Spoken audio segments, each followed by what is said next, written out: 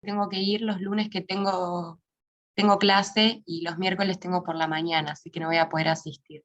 Está bien, no Pero hay nada, problema. eso, para avisarte, yo a las 12 me retiro. No hay problema. Gracias por avisarme, me olvidé. Bueno, lo hago rápido lo que faltaba. Lo que vimos entonces era el polígono de frecuencias, que era una línea quebrada que unía valores de un histograma, y que la escala de densidad que graficábamos acá era la frecuencia relativa dividido el ancho de esta barra, con lo cual la frecuencia relativa, si uno multiplicaba esta base, que es el ancho, por la altura, que es la escala de densidad, termina siendo la superficie de la barra la frecuencia relativa. Por lo tanto, todas las frecuencias relativas suman 1, el área total vale 1, y el área en cada barra es la frecuencia relativa, o sea, la proporción de valores que están en este intervalo.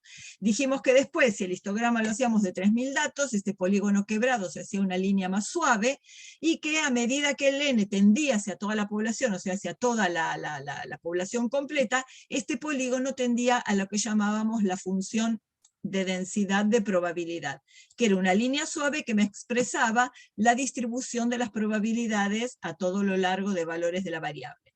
Entonces acá vimos una función de densidad, que así como el histograma, la superficie de la barra, la frecuencia relativa, acá la superficie debajo de la curva en un intervalo indica la probabilidad de encontrar un valor de la variable que esté comprendido en este intervalo. Que definíamos la función de distribución acumulada como la probabilidad acumulada desde menos infinito hasta un punto, con lo cual, dijimos que el área de un punto era 0 porque el punto no aportaba nada, o sea que expresarlo así era exactamente lo mismo porque el punto no sumaba a la probabilidad. Y definimos la función de distribución acumulada, que decíamos, si quiero calcular la probabilidad en este intervalo, si tengo una tabla de función de distribución acumulada, voy a hacer la función acumulada hasta b, el área de menos infinito hasta b, menos la función, la probabilidad acumulada hasta a, o sea, f de a. Quiere decir que con esta función de distribución, que tenemos varias funciones de distribución de todas las variables en las cuales podemos pensar, tienen una tabla de función de distribución y podemos usar esa probabilidad para calcular probabilidades ocurridas dentro de un intervalo. Después, bueno, los valores se encuentran tabulados y se utilizarán para el cálculo de probabilidades. O sea que los valores de tabla que uno piensa son cuantiles de distribuciones que dejan a su izquierda un área determinada, o áreas en la cola derecha. Ahora vamos a ver algún ejemplo cuando nos toque después. ¿Está bien? Entonces, funciones de densidad de probabilidad, tabuladas esas probabilidades debajo en tablas de funciones de distribución acumulada, desde menos infinito hasta un cierto punto considerado. Entonces ahora ya definimos la función de densidad y la función de distribución de cualquier variable. Vamos a pensar ahora en qué son los parámetros de la población. Son números que caracterizan la distribución de una variable aleatoria, la distribución de probabilidades.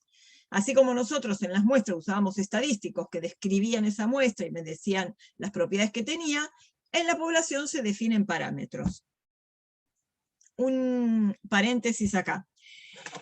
Cuando van al médico les va a decir, bueno, vamos a calcularle, vamos a medirle ciertos parámetros para ver tal cosa. En realidad, eso es una jerga, es un tecnolecto médico que está tan adoptado que ya todos dicen, le voy a medir un parámetro, y bueno, todos lo toman como normal que nos midan un parámetro. En realidad lo que nos miden es un valor de una variable, de un metabolito, de lo que sea. El parámetro no se puede medir a menos que uno tuviera toda la población completa, porque el parámetro caracteriza a toda la población. Entonces vamos a definir parámetros. Si X es una variable aleatoria, aquí llamamos media poblacional o esperanza, que se lo suele escribir así y se lo identifica con la letra griega mu.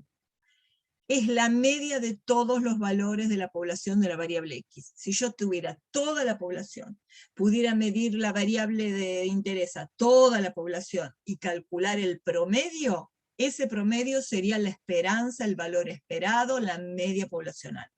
Por supuesto que esta no la voy a poder calcular nunca, porque nunca voy a tener toda la población.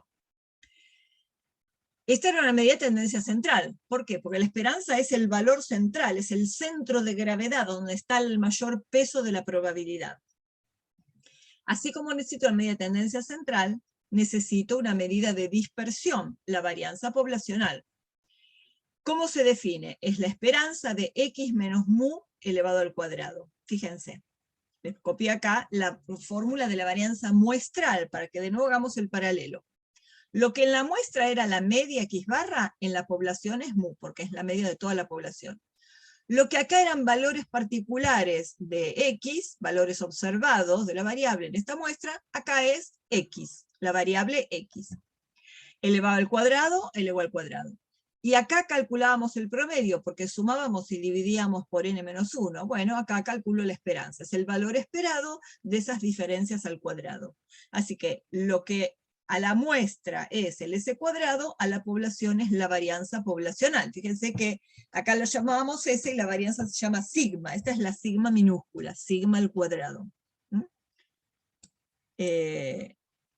Así como también la varianza tiene las unidades al cuadrado, se define la desviación estándar que tiene las mismas unidades de la variable porque es la raíz cuadrada de la varianza. O sea, sigma es la desviación estándar de toda la población, sigma cuadrado es la varianza de toda la población. Los parámetros son fijos, pero desconocidos. Bueno, puede ser a la población, pero son fijos. Si yo pudiera tener toda la población, la esperanza sería un número y la varianza sería un número. Los estadísticos de los cuales ya hablamos son estimadores de esos parámetros. Si yo tengo en forma genérica tita, tengo tita, un parámetro poblacional desconocido, correspondiente a la distribución de una variable aleatoria x. Cualquier parámetro, la esperanza, la varianza, el desvío. ¿A qué se le llama tita sombrero? Se lo llama sombrerito. Es un estimador de ese parámetro. Este tita sombrero se calcula a partir de la muestra, porque estima un parámetro, es un estadístico de la muestra. Es un estadístico porque es función de la muestra, y también es una variable aleatoria porque vimos que los estadísticos eran... No vimos todavía, ahora lo vamos a ver. El estadístico es una variable aleatoria, ahora vamos a ver por qué. Definición 1. Tita sombrero es un estimador insesgado de tita si la esperanza coincide con el parámetro. O sea, si yo pudiera tener todas las muestras, y a todas las muestras de tamaño n, después de calcularles el estimador, hago la esperanza, si esa esperanza coincide con el parámetro, se dice que es un estimador insesgado. Y se define el error estándar de ese estimador como la raíz cuadrada de la varianza de ese estimador. Espera un cachito, no le puse así. Está bien. El grafiquito ese se lo había puesto. ¿Está bien? Entonces decimos que un estimador es insesgado de un parámetro si su esperanza coincide con el parámetro. ¿Y cómo definimos el error estándar? Como la raíz cuadrada de la varianza de ese estimador. Pensemos que el estimador es una variable aleatoria. Después lo vamos a ver con un dibujito. Objetivo. Bueno, esto es lo mismo de siempre. Cada estadístico es estimador puntual de algún parámetro de la población. En realidad, bueno, esta diapositiva podría haber ido después del grafiquito después, pero no importa, lo van a entender igual. Esto ya lo hemos visto. Estadísticos, medidas de tendencia central, X barra y la mediana. Ahora le agregamos algo más, que X barra es mu sombrero. ¿Por qué? Porque el parámetro que corresponde a la población, que lo llamamos mu, esta media es estimador de este mu. Entonces podemos escribir que este X barra es mu sombrero, es el estimador puntual de mu. ¿Qué quiere decir? Que si yo tomo una muestra, a lo mejor aleatoriamente tomada posible, le calculo la media, esa media está cerca de mu, o sea, mu va a estar cerca del valor de la media que yo calculé. ¿Está bien? O sea que X barra es mu sombrero, es estimador de ese mu.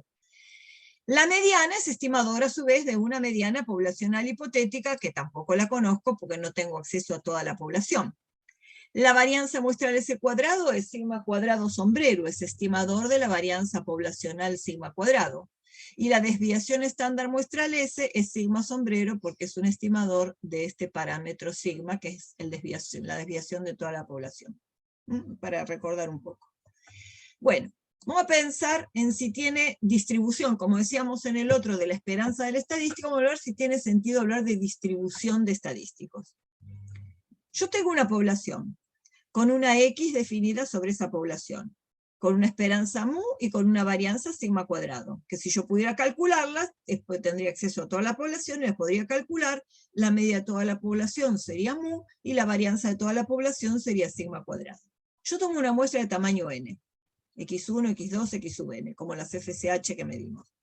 ¿Puedo calcular de esa muestra la media y la varianza? Sí, meto en la calculadora o meto en el programa y calculo la media y la varianza. Yo puedo tomar una muestra de tamaño n en otra circunstancia. Otro investigador puede tomar otra muestra de tamaño n de la misma población.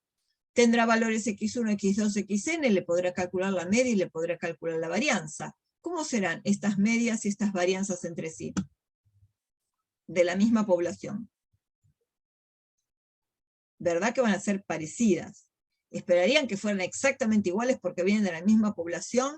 No, difícil, ¿no? Ni aún ustedes, con la misma muestra en dos ocasiones distintas, van a tener exactamente la misma media, exactamente la misma varianza. ¿Por qué? Porque así como estas X están sometidas a una variabilidad, también el cálculo de las medias está sometido a una variabilidad. Si yo tomo el mismo individuo en más de una ocasión, no me va a dar lo mismo su glucemia, ni me va a dar lo mismo su peso o su altura. Y si aunque sea el mismo individuo lo mido en dos balanzas distintas, tampoco van a dar exactamente lo mismo, porque ahí va a estar sujeto a lo mejor a algún error, alguna variabilidad en los aparatos de medida. O sea que estos valores de las muestras son variables aleatorias y los estadísticos también son variables aleatorias. Pues si tomo otra muestra de tamaño n de la misma población, también va a dar media o varianza parecidas pero no iguales a las otras. O sea que X barra es una variable aleatoria y ese cuadrado, varianza muestral, es una variable aleatoria. Entonces, los estadísticos, todos los estadísticos son variables aleatorias, porque varían aleatoriamente con las muestras tomadas. Si yo pienso, acá que teníamos, dijimos que eran X chiquitas porque era un valor particular, ya medido, ya tomados y ya calculados. Pensemos en que este X1 es una variable aleatoria. El primer individuo que entró en la muestra de cada investigador es una variable aleatoria X grande sub 1, que vino de acá mismo, porque yo muestreo desde la misma población. ¿Qué pasa con el X2? Este X2 puede ser cualquiera. Cualquier individuo de esta población tiene la misma probabilidad de haber entrado en el segundo lugar, o sea que es una variable aleatoria X sub 2.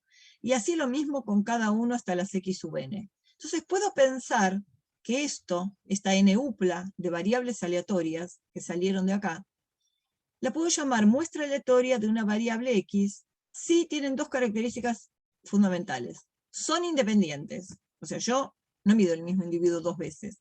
Son todas independientes. Y todas tienen la misma distribución de X. ¿Por qué? Porque vienen todos de la misma población. O sea, la esperanza de X1 es mu. La varianza de X1 es sigma cuadrado. La esperanza de X2 es mu. La varianza de X2 es sigma cuadrado. ¿Está bien? Y lo mismo para cada una de ellas. Entonces, vamos a ver para qué nos sirve el concepto de muestra aleatoria.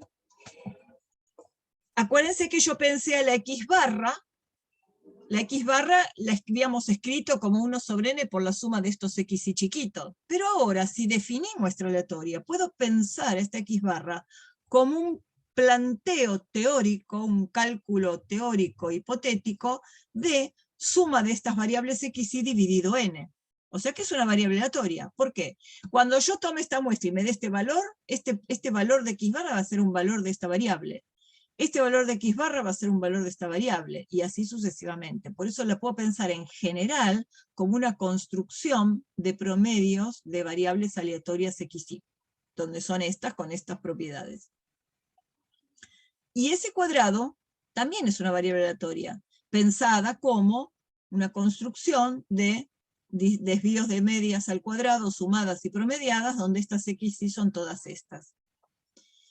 ¿Por qué me conviene pensarlas como variable aleatoria? Porque le puedo calcular la esperanza y la varianza, por ejemplo. Pues yo calculo esperanza y varianza de variables aleatorias.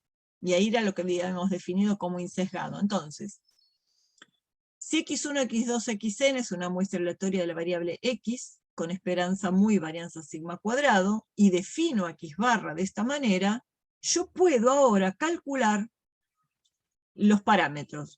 Puedo calcular, la esperanza y la varianza. X barra es la esperanza de X sombrero, es el estimador de la esperanza, o sea que es mu sombrero. Y puedo calcularle la esperanza y la varianza. Bueno, les voy a dar directamente y lo vamos a intuir después. Ahí dice que la esperanza de X barra es igual a la esperanza de X, y es igual a mu. Yo lo podría calcular con fórmulas, yo no les di las fórmulas. Estaba pensando si les interesa, para el que interese después si quieren les vuelvo a subir el PowerPoint con la fórmula. Pero por ahora no importa, pensémoslo intuitivamente. ¿Qué quiere decir que la esperanza de X barra es igual a mu? Pensemos lo siguiente, supongamos que yo pienso en el ejemplo que les voy a dar después cuando les puse la normal. Peso de mujeres adultas, de cierta edad y de cierta altura. Si yo peso, ordeno, tengo toda la población de los pesos, ordeno todos los pesos de menor a mayor, y les calculo la media a toda esa población, esa media es mu, ¿verdad? Y si yo calculo la varianza de toda esa población de pesos, la varianza es sigma cuadrado. Con las fórmulas que dimos se puede calcular la esperanza y la varianza para todos los datos de la población. Ahora pensemos que en vez de tener a esas mujeres con sus pesos distribuidas de menor a mayor, así desde el mínimo hasta el máximo, ahora tomo aleatoriamente de esa población muestras de tamaño, digamos, 5. Entonces agarro 5 mujeres en forma aleatoria. Si tomé en forma aleatoria, pueden caer de cualquier lado. ¿Está bien? Y calculo la media. Y hago el muestreo infinito de todas las posibles muestras de tamaño n, y ahora tengo todas las medias ordenadas de menor a mayor. Si yo hago el promedio de esas medias, intuitivamente por la propiedad que tiene el promedio, vemos que va a ser mu. Hago el promedio de todas las medias. Ese promedio va a ser mu. Por eso la esperanza de la X barra es igual a mu. Pensemos en la varianza. La varianza de la X era sigma cuadrado. Ahora les pregunto, a ver si se dan cuenta. ¿Cómo van a variar esas medias respecto al valor central? ¿Van a ser más dispersas o van a ser menos dispersas? ¿Qué quiere decir con más dispersas? Voy a tener valores de X barra alejados hacia ese lado y alejados para el lado de los valores mayores, o los X barra van a ser más parecidos entre sí y menos dispersión que la X. Después vamos a ver un cálculo para que lo vean, pero por intuición. ¿Qué van a pensar? ¿Voy a tener X más mínimas, más chicas y más grandes, o menos chicas y menos grandes? ¿Varían más o menos? Las medias, los posibles valores de la variable X barra. ¿Se dan cuenta? Menos, no se estarían acercando más a lo que... Bien, ¿por qué? Van a estar más cerca de mu. ¿Por qué? ¿Se imaginan por qué? Entonces, perdón, vos agarraste distintos grupos. Muestré Y toda les la calculaste. población y la tengo agrupada en muestras de tamaño 5. Y cada muestra tiene un cartelito que dice cuánto vale X barra. Entonces las ordeno de menor a mayor con el valor de X barra. ¿Van a estar más juntas esas muestras o van a estar muy separadas? O sea, puedo tener valores de X barra muy chicos en los extremos del cerca de los mínimos y valores de X barra en el extremo muy cerca de los máximos si la muestra fue aleatoriamente tomada. Claro, no, porque justamente fue aleatoriamente tomado, o sea, cada uno de esos 5 fueron aleatorios, ¿no? Bien, entonces... Entonces esas medias tienen poca dispersión con respecto a la media poblacional. Perfecto, porque cuando yo muestreo, puede haber caído una demasiado flaca, una demasiado gorda y una por el medio. Eso hace que el promedio se acerque más hacia el centro. O sea, ¿puedo tener una mujer que pese menos de 45 kilos? Puedo. Pero si yo tomo una muestra aleatoria de toda la población, es muy difícil que tenga una media que dé menor que 40, porque para que den la media de menor que 40 tienen que haber caído todas de allá, pero si fue aleatoria puede haber caído una del otro extremo. Entonces la media va a variar mucho menos que la X cruda, digamos. ¿Y qué proporcionalidad tendrá con el tamaño de la muestra? ¿Quién tendrá menor variación? ¿Una muestra de tamaño 5 o una muestra de tamaño 10? Una de tamaño 10 tiene menor variación. Perfecto. Porque en 5 puede ser que casualidad hayan caído muchas de un extremo, pero 10 ya es menos probable que hayan caído de un extremo. Entonces la de tamaño 10 va a estar más cerca de la esperanza. Y de hecho, si aplicamos... sí, decime, Sebastián. Un segundo. Es que como justo en un ítem anterior a este debate, cuando en el cuadradito arriba de la esperanza con X barra, esperanza con la X común y mu, ahí en las dos flechitas que de recién, cuando nos trataba de llevar a la deducción de que, en uno más adelante, ¿Más acá? ahí, en ese, Ah, que uno es igual al otro, puede ser que yo como conceptualmente haga la deducción al revés, en vez de la esperanza hacia mu, yo lo que pienso es mu termina siendo un subrogante del promedio poblacional. Y por eso es que termino intuyendo que uno es igual al otro. No sé si me explico lo que quiero decir. lo que pasa que podría ser que si vos hicieras el promedio de todas las muestras de una variable que no dé exactamente el parámetro. Acá da exactamente el parámetro porque el promedio es una fórmula muy noble.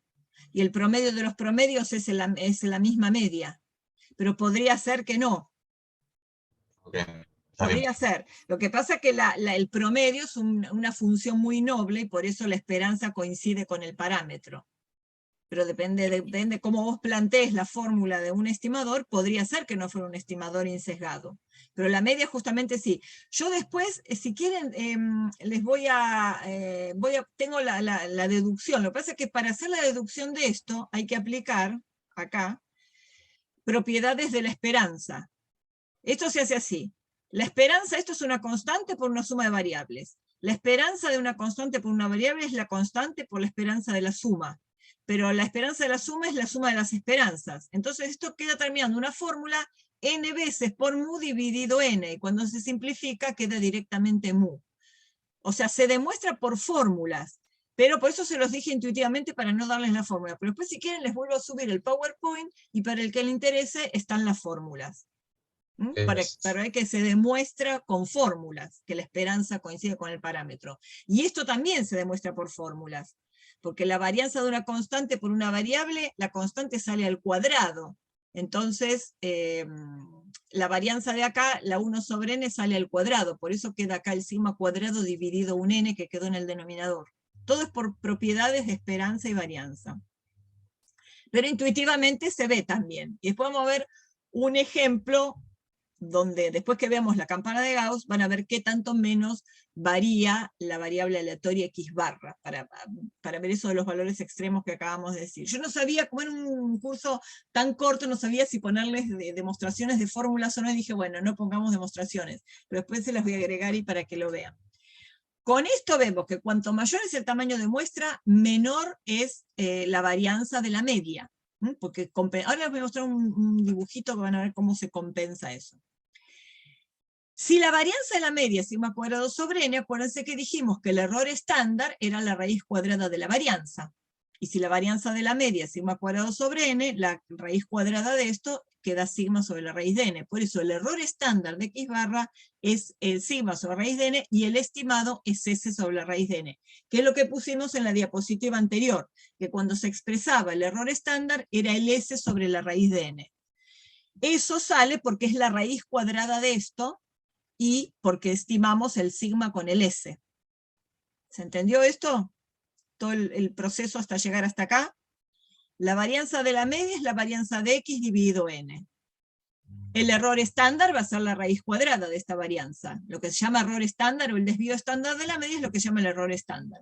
Si yo tomo la raíz cuadrada acá, como la raíz cuadrada es distributiva respecto del cociente, me queda raíz de sigma cuadrado, me queda sigma, y raíz de n en el denominador.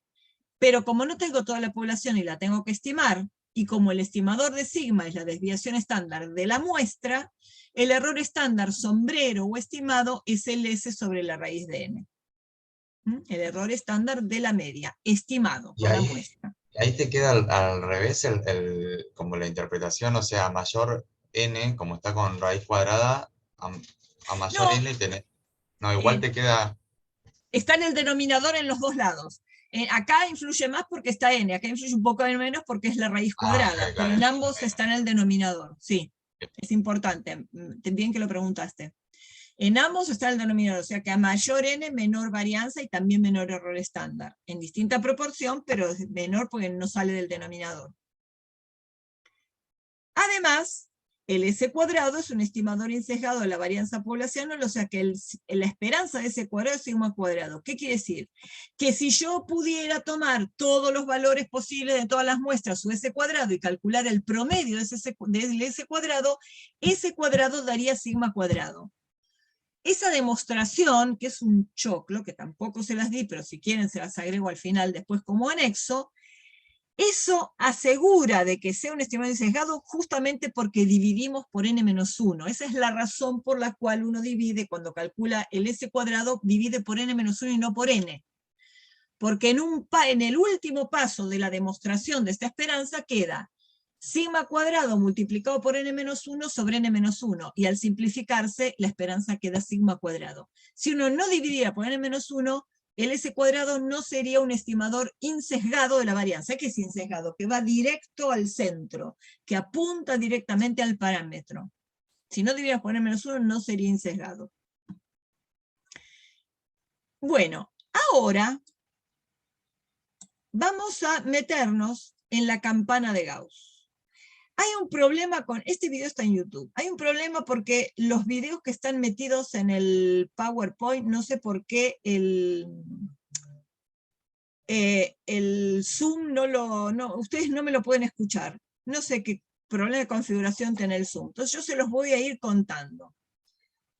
Esto es un video que hicimos en el 2012 en un curso del CITEP de entornos virtuales en la educación. Entonces había un tema, nadie se le ocurrió un tema, dije, bueno, vamos a hacer la campana de Gauss, explicada para alguien que no sabe, muy poco de fórmulas, pero más bien intuitiva.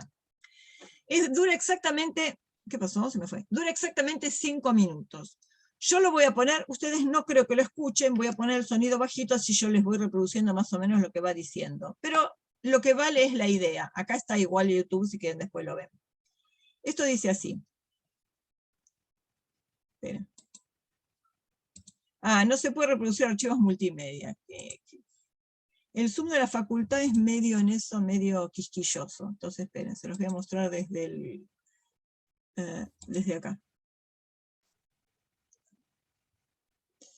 Esperen un segundo. Desde el YouTube directamente. Entonces, esto decía así. No escuchan, ¿no? No. Esperen. Por ahí tenés que poner, perdón, para compartir, cuando compartís y ponés el audio, el sonido por ahí se escucha. No sé si te dio esa opción al momento de compartir pantalla.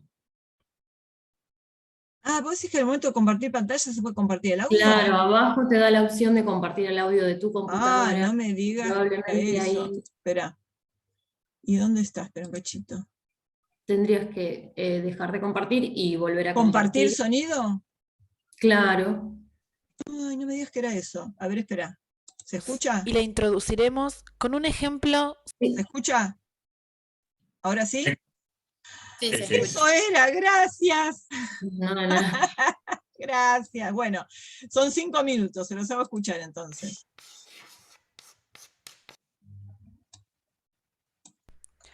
Vamos a analizar la curva de Gauss y la introduciremos con un ejemplo sobre la distribución de la variable peso en una población de mujeres adultas saludables que miden entre 1,60 y 1,70 metros. Supongamos que tenemos acceso a todos los valores de peso de la población. Entonces podemos conocer la media o esperanza, a la que denominamos con la letra griega mu, que es el promedio de todos los valores de la variable, su centro de gravedad, y la varianza, que es una medida de la dispersión de los valores de la variable respecto de su esperanza.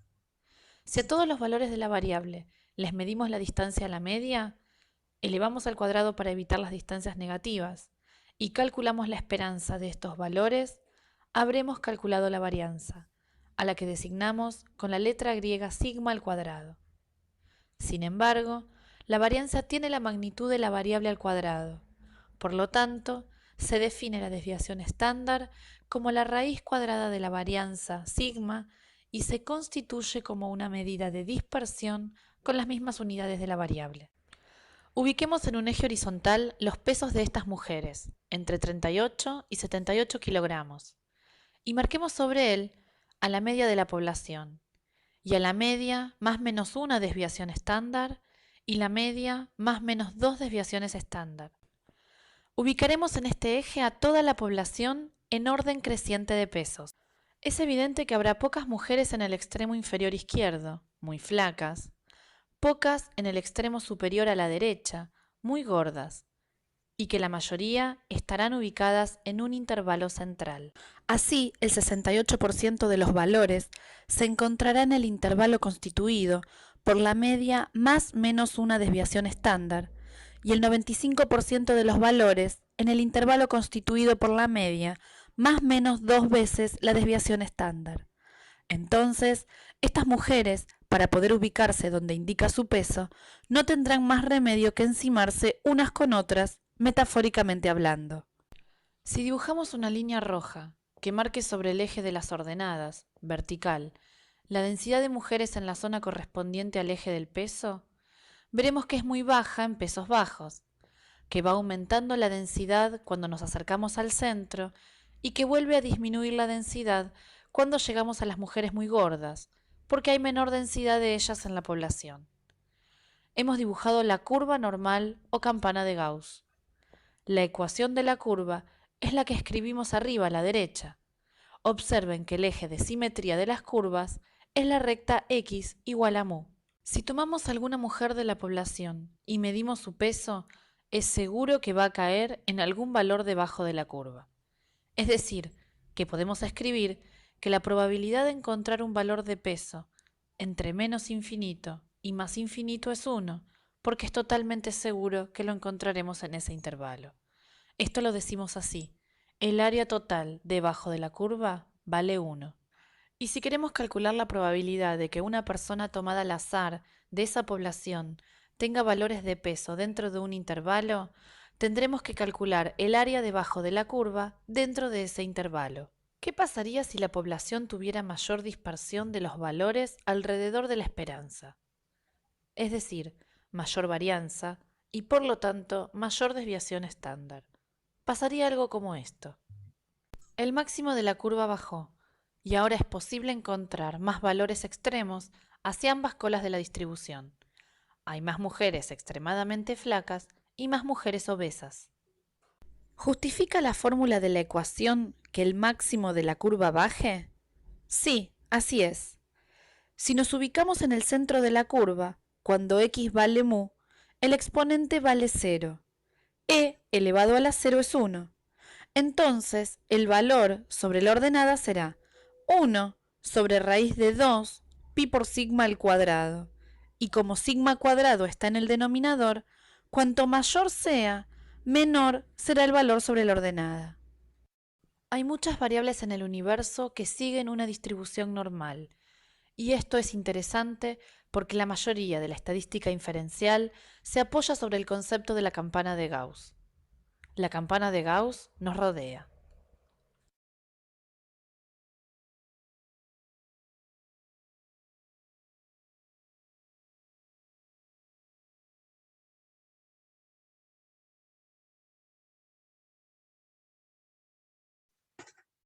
Bueno. Si usted o un ser querido está luchando contra la diabetes tipo 2 o la prediabetes... Me agarró algo. Bueno. Listo. Eso era un poco para jugar. Eran justo 5 minutos porque era una tarea y la técnica era stop motion, que era basado todo en fotografías. Era la técnica de la consigna. Era. Bueno, entonces ya que vimos la campana de Gauss, vamos a formalizarla. Entonces, la función de densidad de una curva de Gauss, que decimos que tiene la variable aleatoria x de que se trate, se dice que tiene distribución normal con parámetros mu y sigma. Mu es la esperanza, sigma es la desviación estándar. Acá, según la bibliografía, la mayor parte ponen el sigma, alguna bibliografía empiezan a poner acá el sigma al cuadrado, pero bueno, hay que ver en cada caso qué está representando. Esta es la ecuación. 1 sobre la raíz de 2pi por sigma cuadrado, pi es el número pi, sigma cuadrado es la varianza, e es la base de los logaritmos naturales, mu es la esperanza. Esto que está acá adentro, la van a ver escrita de distintas formas, con el sigma afuera, no importa. Esto que está acá adentro es importante porque esto, x menos mu sobre sigma, es lo que se llama variable estandarizada. No solo la normal estandarizada, sino cualquier variable. Cuando ustedes toman un valor de la variable, le restan la esperanza y lo dividen por la desviación estándar, es lo que se llama el z-score. Y entonces es cuántas unidades de desvío está desviado el dato respecto de la media. Si fueron al pediatra, el pediatra les dice que tu bebé o tu hermanito está en un z-score de 0,01, está perfecto, pues está bien cerca del promedio de la población para esa edad para esa edad. Si le mide el peso y el z-score está en, no sé, 4, ojo, porque está llegando a obeso. Los valores que se manejan son más o menos entre -3 y 3. Si tiene un z-score de -3, ojo, porque está demasiado delgado. O sea, es un cálculo que permite una estandarización respecto del promedio medidos en unidades de desviación para estandarizar el dato. Estos son parámetros hipotéticos, por supuesto. Esto sería un FSH que hipotéticamente tuviera una media, una esperanza de 6, un desvío de 3 y una varianza de 9. Si es un desvío de 3, esto es mu más menos un desvío, y esto es mu menos un desvío, y 3 por 2 es 6, o sea que 6 más 6, 12 es mu más 2 veces el desvío, y esto sería mu menos 2 veces el desvío. Esto tiene valores que son no fisiológicos, pero bueno, no importa, tomémoslo como un dibujo hipotético.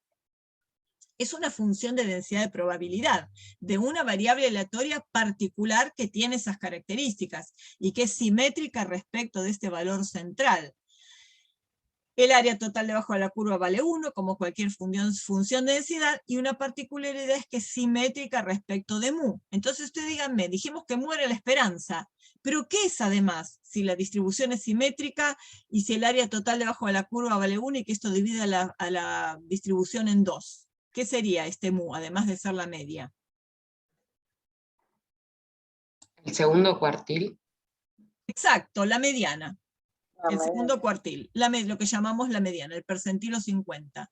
Además es la mediana, la que deja mitad de un lado la mitad del área y del otro lado la otra mitad del área.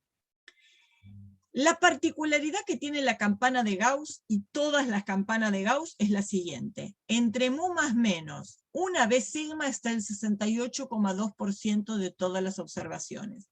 Se puede calcular en cualquier campana de Gauss que tenga distribución normal con cualquier mu y cualquier sigma, porque cuando ustedes la estandarizan, todas van a la misma normal 0,1. Así que entre mu más menos una vez sigma hay una probabilidad de 0,682 o 68,2%. Entre mu más menos 2 veces sigma está el 95% aproximadamente. En realidad, entre mu más menos 2 veces sigma, si lo calculamos con cualquier tabla de función de distribución, está el 95,44%, creo, una cosa así.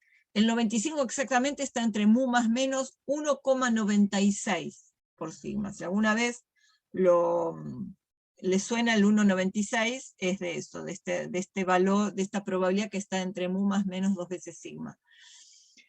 O más menos 1,96 sigma, está exactamente el 0,95. Y si consideramos mu más menos 3 veces sigma, está el 99,7% de todos los valores, de toda la probabilidad. ¿Está bien? Es una constante estos números para cualquier normal mu sigma. Por eso, si acá está el 99,7, más allá de 3 veces sigma hay muy pocos individuos. Más allá de 2 veces sigma hay un 5% si sumamos ambas colas, pero acá a partir de más o menos 3 ya prácticamente no hay. Eso lo vamos a recordar después, mañana, cuando veamos test de hipótesis. Acuérdense que entre más o menos 2 veces sigma está el 95% de las observaciones, del área total debajo de la curva. ¿Qué pasa? Vamos a ver cómo se mueve la campana de Gauss, si se mueve mu o se mueve sigma. Estas son distintas campanas de Gauss con la misma varianza, Acuérdense que decía, cuando la varianza se hacía mayor, la curva se achataba. Si la varianza menor, la curva se hacía más empinada, porque el área total debajo de la curva vale 1. Entonces, estas tienen el mismo sigma, tienen la misma forma. El sigma le da como la forma, el perfil. Pero mu sub 1 es menor que mu sub 2, que es la que es lila, menor que la verdecita mu sub 3, que mu sub 4, mu sub 5. O sea, lo que hace mu es, con el mismo perfil, la corre sobre el eje de las abscisas. ¿Y qué le hace la varianza? La varianza hace que sea más ancha o menos ancha, más empinada o menos empinada. Esta es la de mayor varianza, porque es donde el máximo bajó hasta acá, el sigma 4, es la más grande de todas. Esta tiene menos varianza, y esta tiene menos varianza, ya está bastante empinada. El área total vale siempre 1. Y todas tienen el mismo mu, o sea que todas están centradas en la misma esperanza. Esto es un grafiquito que lo encontré en una página web alguna vez. Creo que está bueno porque da como un paralelo entre lo que es el box plot ideal y la campana de Gauss. Fíjense que acá dentro, entre el primer y tercer cuartilo, estaba, ¿se acuerdan que dijimos el 50% de las observaciones? O sea que en la normal serían los cuantiles que dejan acá en el medio un 50%. Y estos eran los valores estandarizados que en la normal están un poco más allá de los 2 desvíos. Bueno, y acá tienen la normal con su 68% entre mu más menos una vez sigma. Esto es justamente la normal 0,1. Ven que está centrada en el 0. Bueno, ¿por qué decíamos? Ven que si estaba más allá del tercer, del z-score de 3, ya está acá. Si tiene un z-score de menos 3, quiere decir que está muy en la parte izquierda de la distribución. Si tiene un z-score de 3, está prácticamente en donde está que decíamos, un n tenía un z-score de 2, está dentro de los más gorditos, si era la variable peso. Si tiene un z-score de 3, ya está demasiado obeso, digamos.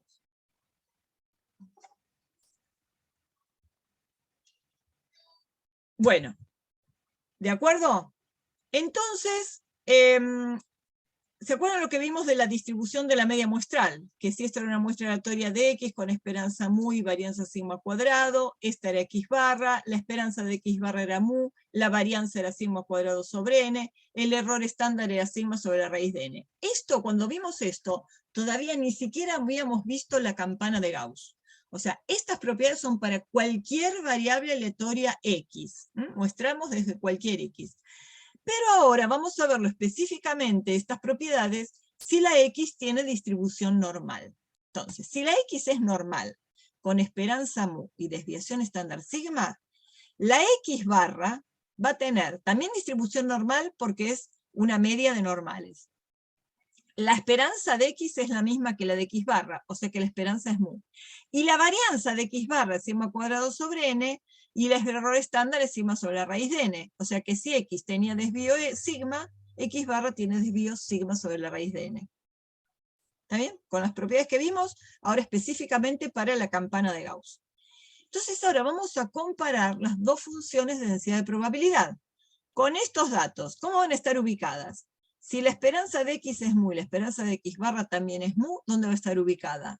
Centrada en el mismo mu. ¿Y cómo va a ser? Esta tenía varianza sigma, esta varianza sigma sobre la raíz de n, es más chica. Entonces, ¿cómo va a ser la campana de Gauss para la X barra? Va a ser más empinada que para la X. ¿Sí? Entonces acá tienen. La negra es la X, normal mu sigma. Una mu de 6, un sigma de 3. La negra es la X. La X barra es esta, fíjense, tiene la misma esperanza, pero tiene menos desvío. X barra es media de muestra de tamaño n, por ejemplo 10. Está dibujada tal cual esto. O sea que la X barra es normal mu sigma sobre la raíz de n, y en este caso normal 6 con desvío 3 sobre raíz de 10. ¿Sí? Vamos a mirar un ejemplo. Para que vean cómo dedujimos que la varianza de la media era menor que la varianza de la X. Hablamos de valores extremos. Bueno, pensemos acá.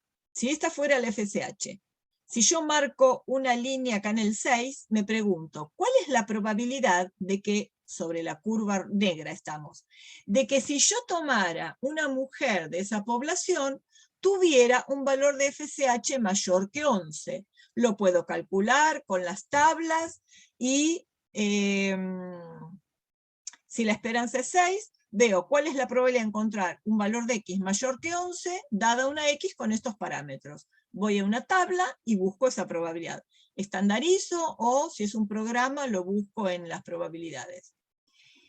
Esa probabilidad calculada me da 0,0478. La probabilidad de que una X tomada de esta distribución tenga un valor mayor que 11.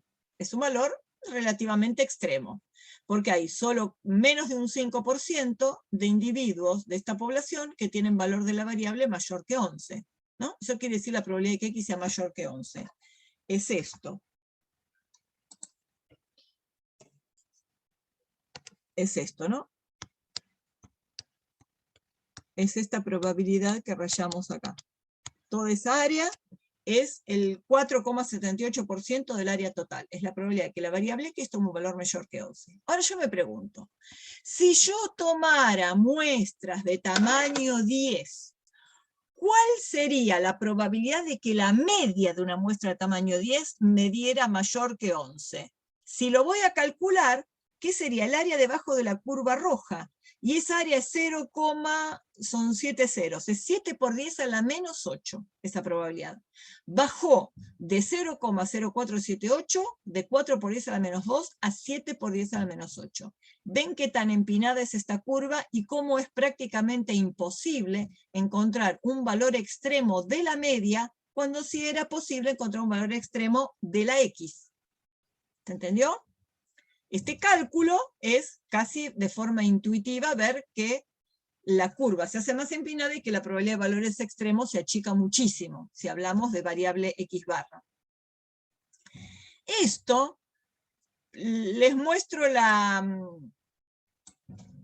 si quieren entramos en la página, total, es fácil. Esto es lo siguiente, es un simulador online de muestreo, de sampling, ¿no? De muestreo. Esta es una distribución muy asimétrica. Y lo que se da acá es, donde ustedes le ponen animado, acá, animado, lo que hace es, fíjense que acá dice muestra de tamaño 5.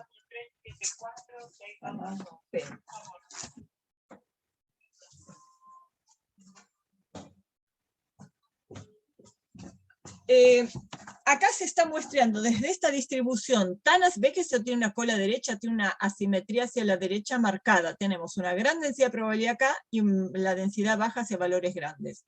Acá se muestró una muestra de tamaño 5, 1, 2, 3, 4 y 5. Y acá, esto se da animado, después se los muestro, de esta muestra baja la media. Y acá tenemos un valor de la X barra. Si nosotros seguimos animando, van bajando distintas muestras de tamaño 5 y acá va bajando la X barra. Acá hicimos, creo que eran con 10.000, ya no vamos a hacer tantas veces, pero hicimos 10.000 muestreos de muestras de tamaño 5 y miren la distribución de X barra. Dio una distribución bastante simétrica, ¿sí? ¿Ven? Que es simétrica a pesar de que esta era muy asimétrica y son muestras de tamaño 5. La distribución de la media es muy asimétrica. Y fíjense que valores extremos es prácticamente imposible de obtener. Acá cayó un valor extremo, pero cuando cayó este valor extremo de acá, hizo que la media quedara mucho más al centro, porque cayó de acá, cayó del medio y puede haber caído de la otra punta. O sea que la distribución de la media es bien simétrica. Acá es lo mismo, ¿ven? Otra muestra de tamaño 5, pero acá está fit normal, ¿ven? Se ajusta a la distribución normal.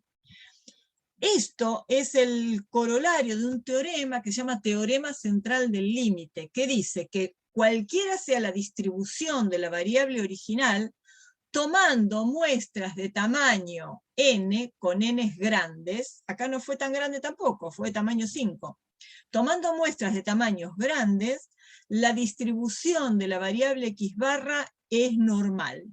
Ven que esta era muy asimétrica, pero la distribución de la media tiene un histograma bien simétrico que ajusta muy bien la campana de Gauss. Este es,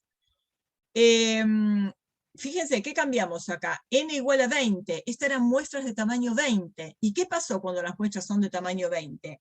De nuevo, de la distribución asimétrica, ven que ahora la muestra son 20 cuadritos, 1, 2, 3, si lo cuentan más o menos son 20 cuadritos de estos. La media sigue dando bien centrada, pero encima esta de tamaño 5, esta de tamaño 20. Miren cómo se hace mucho más angosta. Con tamaño 20 se hace más empinada la distribución de X barra. Entonces, cualquiera sea la distribución de X, la variable aleatoria X barra sigue una distribución aproximadamente normal, y la aproximación mejora al aumentar el n. Esperen, a ver si... ¿Pregunta? Sí, dale. O sea, con esto del teorema central del límite, ¿qué es Sí. n grande? Porque ¿eso qué hace? ¿Que vos no hagas test de normalidad y siempre utilices test paramétricos después para comparar? Esa es la como cuestión, que es un n grande. Un n grande depende de lo que te diga un estadístico. Nunca un estadístico va a decir qué tan grande es el n. Pero hay algunas publicaciones que dicen que a partir de un n30 ya se puede considerar que la distribución es normal. Listo. Y no te piden test de normalidad. No, Ya vos test de está. normalidad sí podés hacer siempre. Lo que pasa que sí, vos le podés hacer un test de normalidad. Lo que pasa es que vos no tomás una distribución de valores de X barra, tomás una variable X barra. Pero fíjense que acá tenemos esta distribución es simétrica, ¿ven? Animada. ¿Ven? Baja las muestras y baja la media. Si hacen otra, ¿ven? Caen de valores extremos, siempre va a llegar al centro. Si hago 10.000 tengo esta, si hago 100.000 tengo esta. Y si tomo muestras de tamaño, qué sé yo, 10, ya lo que me da es mucho más, más angosta, más empinada. Y después, por ejemplo, Student es la que les mostré, y podemos inventar una nosotros, por ejemplo, una distribución de asimetría a la derecha. Y si hago 10.000 datos, 10.000 muestras de tamaño 10, da de esto. Si hago 10.000 muestras de tamaño 5, dará un poco asimétrico, ¿ven? Porque ya es demasiado asimétrica, pero tiende a ser bastante, el ajuste a la normal tiende a ser bastante bueno. ¿Qué tan es? Y no sé, por ejemplo, a ver, vamos a tomar muestra de tamaño 2. Sí, perdón. ¿Qué hice? No, hice 5, no. Acá, hago, miren, animado. Una muestra de tamaño 2. Una muestra de tamaño 2 pueden entrar valores, ¿ven? Fíjense. Muestra de tamaño 2 ya compensa poco una muestra de tamaño 2. Ven que quedó bastante asimétrico a lo que era la distribución. Pero si yo aumento muestras de tamaño 5, ya el histograma da un poquito más simétrico. Y si uso muestra de tamaño 10, ya da más simétrico, y si uso muestra de tamaño más grande, ya da bastante, cada vez más simétrico, ¿ven? O sea, se ajusta más a la normal. ¿Qué tan grande? Con muestra de tamaño 10, 16, en una simulación que hacíamos nosotros en el trabajo práctico del curso, ya daba bastante simétrico. O sea que no se necesita un n tan inmensamente grande. Bueno, la cuestión es que a mayor tamaño de muestra, mejora el ajuste a la normal. O sea, el corolario de esto, cuanto mayor tamaño de muestra puedan tomar, es mejor. En fisiología, en problemas biológicos, en nuestras disciplinas, es más difícil tomar tamaños de muestra grandes, porque tienen que comprar demasiados animales si trabajan con animales, tienen que encontrar más individuos que se puedan someter a, no sé, una extracción de sangre. Se complica, pero bueno, siempre la clave es el tamaño de muestra. Bueno, variable estandarizada, ya la vimos definida en el exponente de la normal. Cualquier variable x con esperanza mu y varianza sigma cuadrado distinta de 0, definimos a la variable estandarizada como x menos mu sobre sigma, se lo suele llamar z-score, y su esperanza es 0 y su varianza vale 1. Cualquier variable que estandaricen. Ahora vamos a empezar con intervalos de confianza. Vamos a ver qué sentido tienen los intervalos de confianza. Nosotros vimos que cuando tomamos una muestra y le calculamos, por ejemplo, x barra, dijimos que ese x barra va a estar cerca de lo que puede ser la esperanza de la población. Más cerca cuanto mejor tomada esté la muestra, cuanto más aleatoria sea, porque acuérdense que la esperanza de la x barra era mu. Nosotros tomamos una sola muestra, o sea, nos tenemos que asegurar que esa muestra sea aleatoriamente tomada en forma lo más aleatoria posible para estar cerca de mu. Pero qué tan cerca o con qué precisión, eso no lo sé. Sé que está cerca, no sé qué tanto. Bueno, entonces necesitaré un intervalo que me acote eso y me diga que entre estos dos valores puedo esperar que esté mu con cierta probabilidad. Lo de confianza vamos a ver después cuando pasamos a hablar de probabilidad y empezamos a hablar de confianza. Los límites del intervalo son estadísticos también, porque los voy a calcular como funciones de la muestra. Y la forma de nuestro intervalo va a ser esta. Quiero un intervalo que tenga una cierta probabilidad igual a 1 menos alfa, de que el intervalo de que yo calcule a partir de la muestra contenga al parámetro desconocido.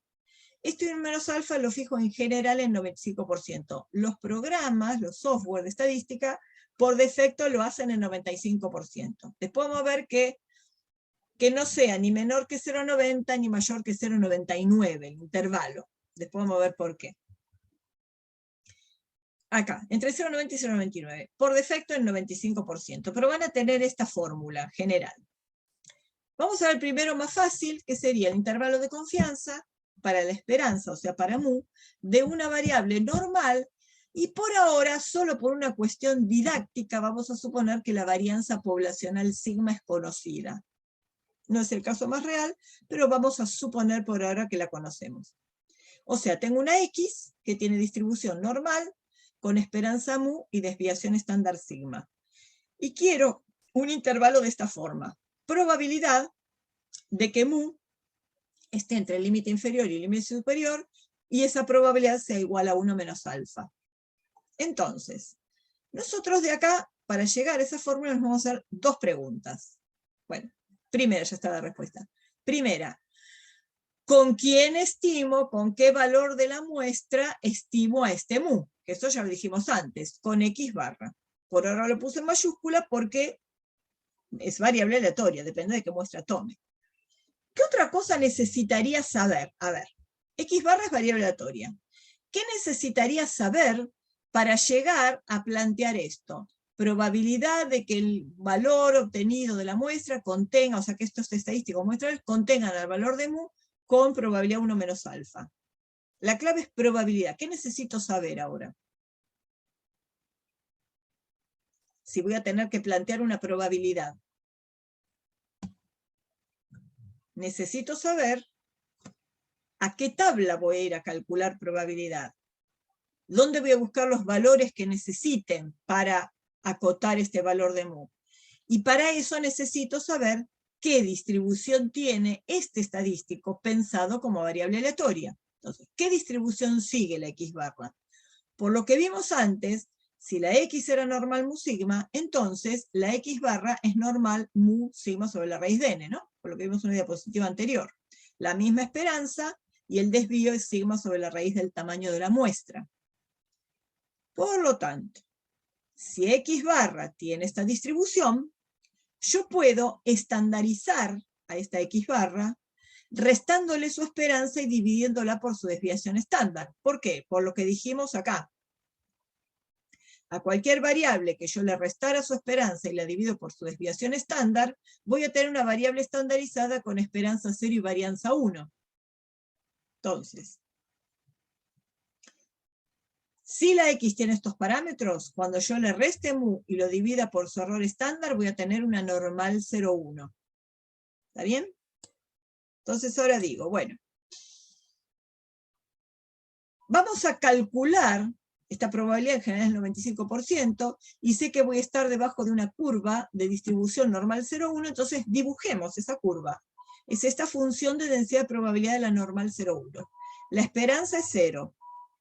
Es una distribución simétrica respecto del 0, que es el mu, y yo quiero dejar acá en el medio una probabilidad 1 menos alfa, o sea, una probabilidad central 1 menos alfa.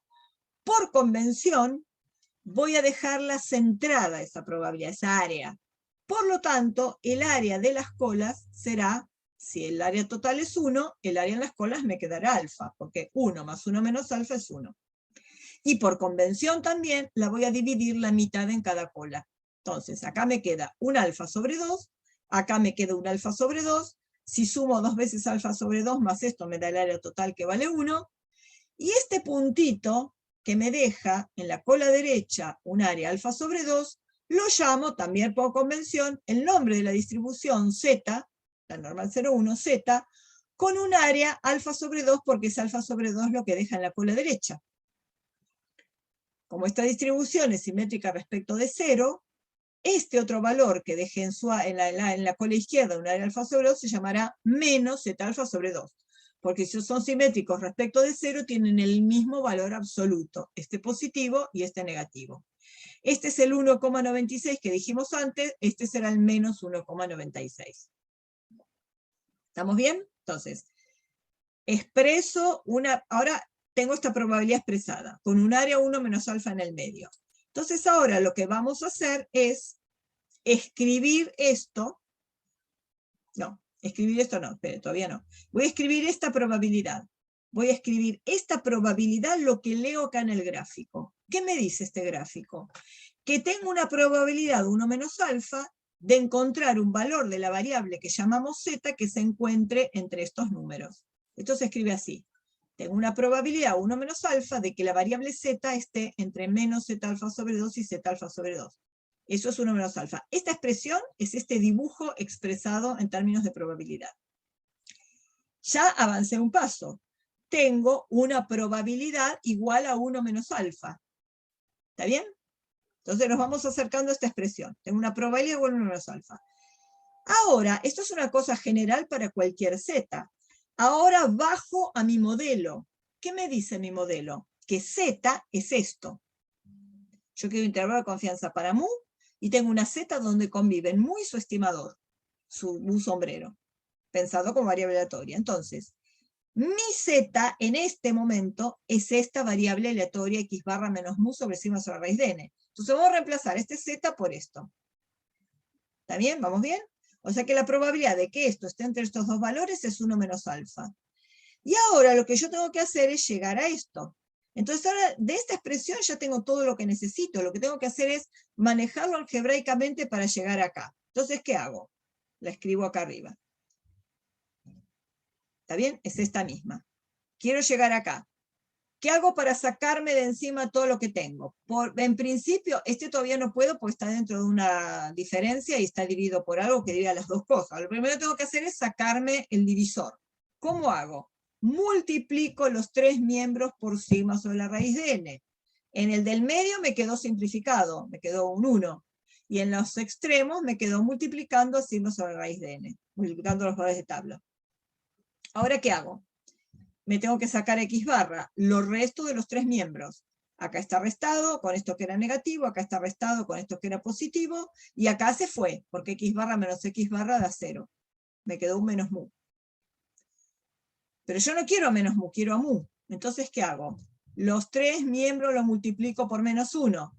Acá me quedó todo positivo. Acá me quedó positivo, negativo. Y acá me quedó mu, positivo, pero los signos se dieron vuelta. ¿Por qué se dan vuelta los signos? Para los que no se acuerden, pensémoslo así. Si 2 es menor que 4, si yo multiplico por menos 1, menos 2 es mayor que menos 4.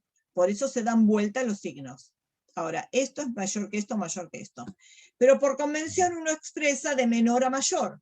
Entonces doy todo vuelta. Si esto es más grande que esto, más grande que esto es más chico que esto y más chico que esto. Entonces doy todo vuelta. ¿Qué me quedó?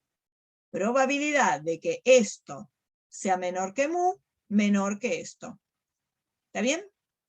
Entonces ahora, ya tengo probabilidad de encontrar a mu entre dos valores, 1 menos alfa. Ya llegué a esto que era lo que quería llegar, como en el medio.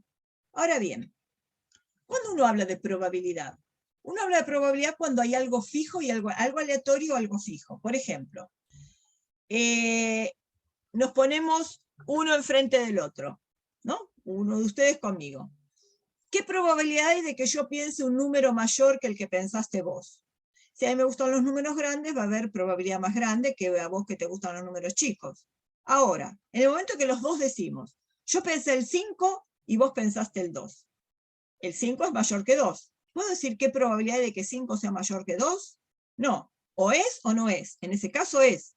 Pero si yo pensé el 2 y vos pensaste el 5, no era el número que pensé yo mayor que el número que pensaste vos. O es o no es. Pero yo no puedo decir qué probabilidad hay. Entonces, acá, acá sí puedo expresar probabilidad porque esta X barra todavía no fue calculada. Cuando X barra sea calculada, porque tomo una muestra de tamaño n, medí los n datos, los promedié y ya calculé X barra, sigma suponía conocida, esto lo busco en una tabla, y ahora si X barra tomó un valor, ya no puedo pensar qué probabilidad hay de que este intervalo contenga a mu. Porque una vez que X barra tomó el valor de la muestra, ya no me queda nada que sea aleatorio.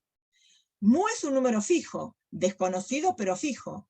X barra, esto ya voy a poder hacer un cálculo. Entonces voy a tener a mu entre el intervalo. O mu está o mu no está. Pero no puedo hablar de qué probabilidad hay de que esté. Entonces, esa probabilidad, ahora vemos, se transforma en confianza. Tengo una confianza, 1 menos alfa, de que el intervalo que ya tiene un cierto valor contenga a mu o no la contenga. ¿Está bien? Ahí ya paso de probabilidad a confianza. Esta expresión de probabilidad o del intervalo la puedo simplificar, porque fíjense que tengo. El límite inferior es X barra menos algo. El límite superior es X barra más ese mismo algo. Entonces es X barra más menos esto. ¿Por qué puedo poner un X barra más menos? Porque la distribución que usé es simétrica respecto de 0, porque estos valores eran del mismo valor absoluto, uno positivo, otro negativo, y porque elegimos áreas simétricas en las dos colas. Por eso tengo un X barra más menos algo. Todavía más puedo pensar la fórmula de intervalo de confianza. ¿Cómo? El estimador del parámetro, que era X barra, más menos el valor de tabla, que depende de los supuestos. ¿Cuál era mi supuesto? Que la X era normal, que sigma era conocida, y que entonces voy a entrar en una campana de Gauss en normal 0,1. Valor de tabla. Multiplicado por el error estándar del estimador. Este era el error estándar, el sigma sobre la raíz de n. Después veremos qué pasa cuando no lo conozco y tengamos que estimarlo. Para eso vamos a hacer otra cosa más. Entonces, estimador más menos un valor de tabla que corresponde al modelo por el error estándar del estimador. Entonces dijimos, no puedo hablar de probabilidad en el momento que la X grande pasa a ser X chiquita. Entonces digo, tengo una confianza 1 menos alfa de que el intervalo contiene el valor desconocido de mu. Y dijimos que el z alfa por sigma sobre la raíz de n era el más menos que yo le sumaba y le restaba a X barra. Es lo que se llama la aproximación. Me da qué tanta precisión tengo en la estimación. Es la aproximación. O sea, tengo un X barra más menos una aproximación. ¿De quién depende? Depende de tres cosas. Del valor de tabla, del sigma y del n. Ahora les pregunto, un intervalo de confianza, ¿me conviene que sea lo más largo posible o lo más corto posible?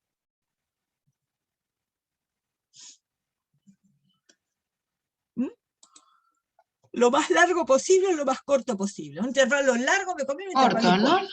Bien. Corto. ¿Por qué? Perfecto. ¿Por qué, Porque Marina? si es muy largo te entran todos los valores y vos estás buscando uno puntual. Entonces, si querés más corto, o sea, es como más específico. Exacto. Largo no te da información. Corto es más preciso y te da mucha información. Un ejemplo extremo que suelo poner. Supónganse que nosotros trabajamos en una clínica obstétrica, porque es un ejemplo que se da mucho en la bibliografía. Trabajamos en una clínica obstétrica y quiero estimar el peso medio que tienen al nacer los chicos de la clínica donde trabajo. Entonces, ¿qué voy a hacer si quiero estimar el peso medio? Voy a tomar una muestra aleatoria de todos los nacimientos que haya habido, y si quiero estimar el peso medio, ¿qué voy a hacer? Voy a empezar por el estimador puntual X barra. Bueno, el sigma lo voy a tener que estimar, no importa, pero supongamos que me tomo todo el trabajo con todos los supuestos, voy a todas las historias clínicas, hago el promedio, y cuando hago el intervalo de confianza me da entre 500 gramos y 5.000 gramos. Es un intervalo de confianza amplio. ¿De qué me sirve ese intervalo? De nada, porque lo podía haber calculado por deducción, que iba a estar entre 500 gramos y 5 kilos. Un bebé menos de 500 gramos, o no sé si 500, o tal vez un poco más, no sobrevive, y si tiene mucho más de 5, la que no sobrevive es la madre. Entonces, no tiene ningún sentido tomarse un trabajo, hacer una experiencia cuando el intervalo de confianza me da enormemente largo. En cambio, si yo con el intervalo de confianza puedo tomarme todo ese laburo, el intervalo de confianza me da entre 2,4 kilos y 2,6 kilos al nacimiento, ese intervalo de confianza me da una cierta información, porque estoy un intervalo muy acotado con un peso medio adecuado. Entonces ahora me pregunto, yo quiero achicar la longitud del intervalo de confianza. Entonces, ¿cómo puedo achicar la longitud del intervalo de confianza? Si esto es la aproximación. Aumentando el n. Bien, llegaste al final, me spoileaste el final del cuento. ¿Por qué? Una forma sería, yo podría achicarlo si achico el z alfa sobre 2, pero achicar el z alfa sobre 2 es disminuir la confianza, porque depende de qué confianza elijo. Un intervalo de menor confianza, más corto, más chico. Podría achicar el sigma. ¿Cómo podría achicar el sigma? Podría decir, bueno, en vez de tomar todos los nacimientos, tomo los nacimientos de mujeres entre 18 y 25 años que no hayan aumentado más de 8 kilos durante el embarazo, etc. Y ahí seguro voy a tener menor varianza, ¿no? Menos dispersión y intervalo más corto. Pero ¿cuál es el tema con ese intervalo de confianza?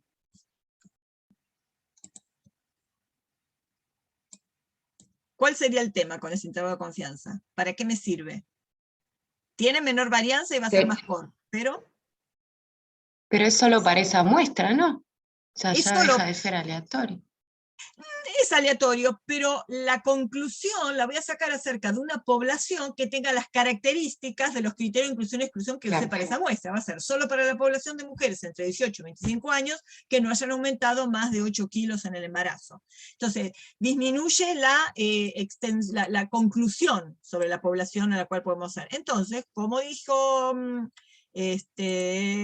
Marina, entonces la forma más efectiva es aumentar el tamaño de la muestra, porque está en el denominador, y es la mejor forma de bajar la precisión, de aumentar la precisión, o sea, bajar la longitud. Entonces es la mejor forma. Otra pregunta. Yo hice, esperen que, no, acá, vamos a poner el lapicito.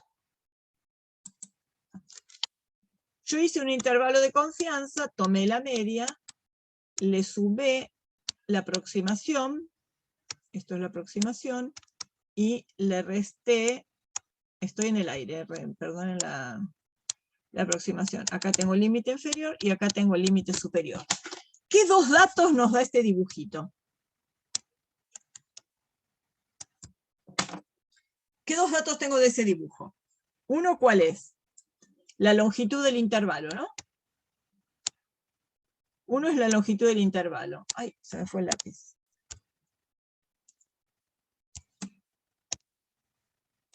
Bueno. ¿Está bien? ¿A qué es igual la longitud del intervalo? Que no sé por qué no puedo escribir.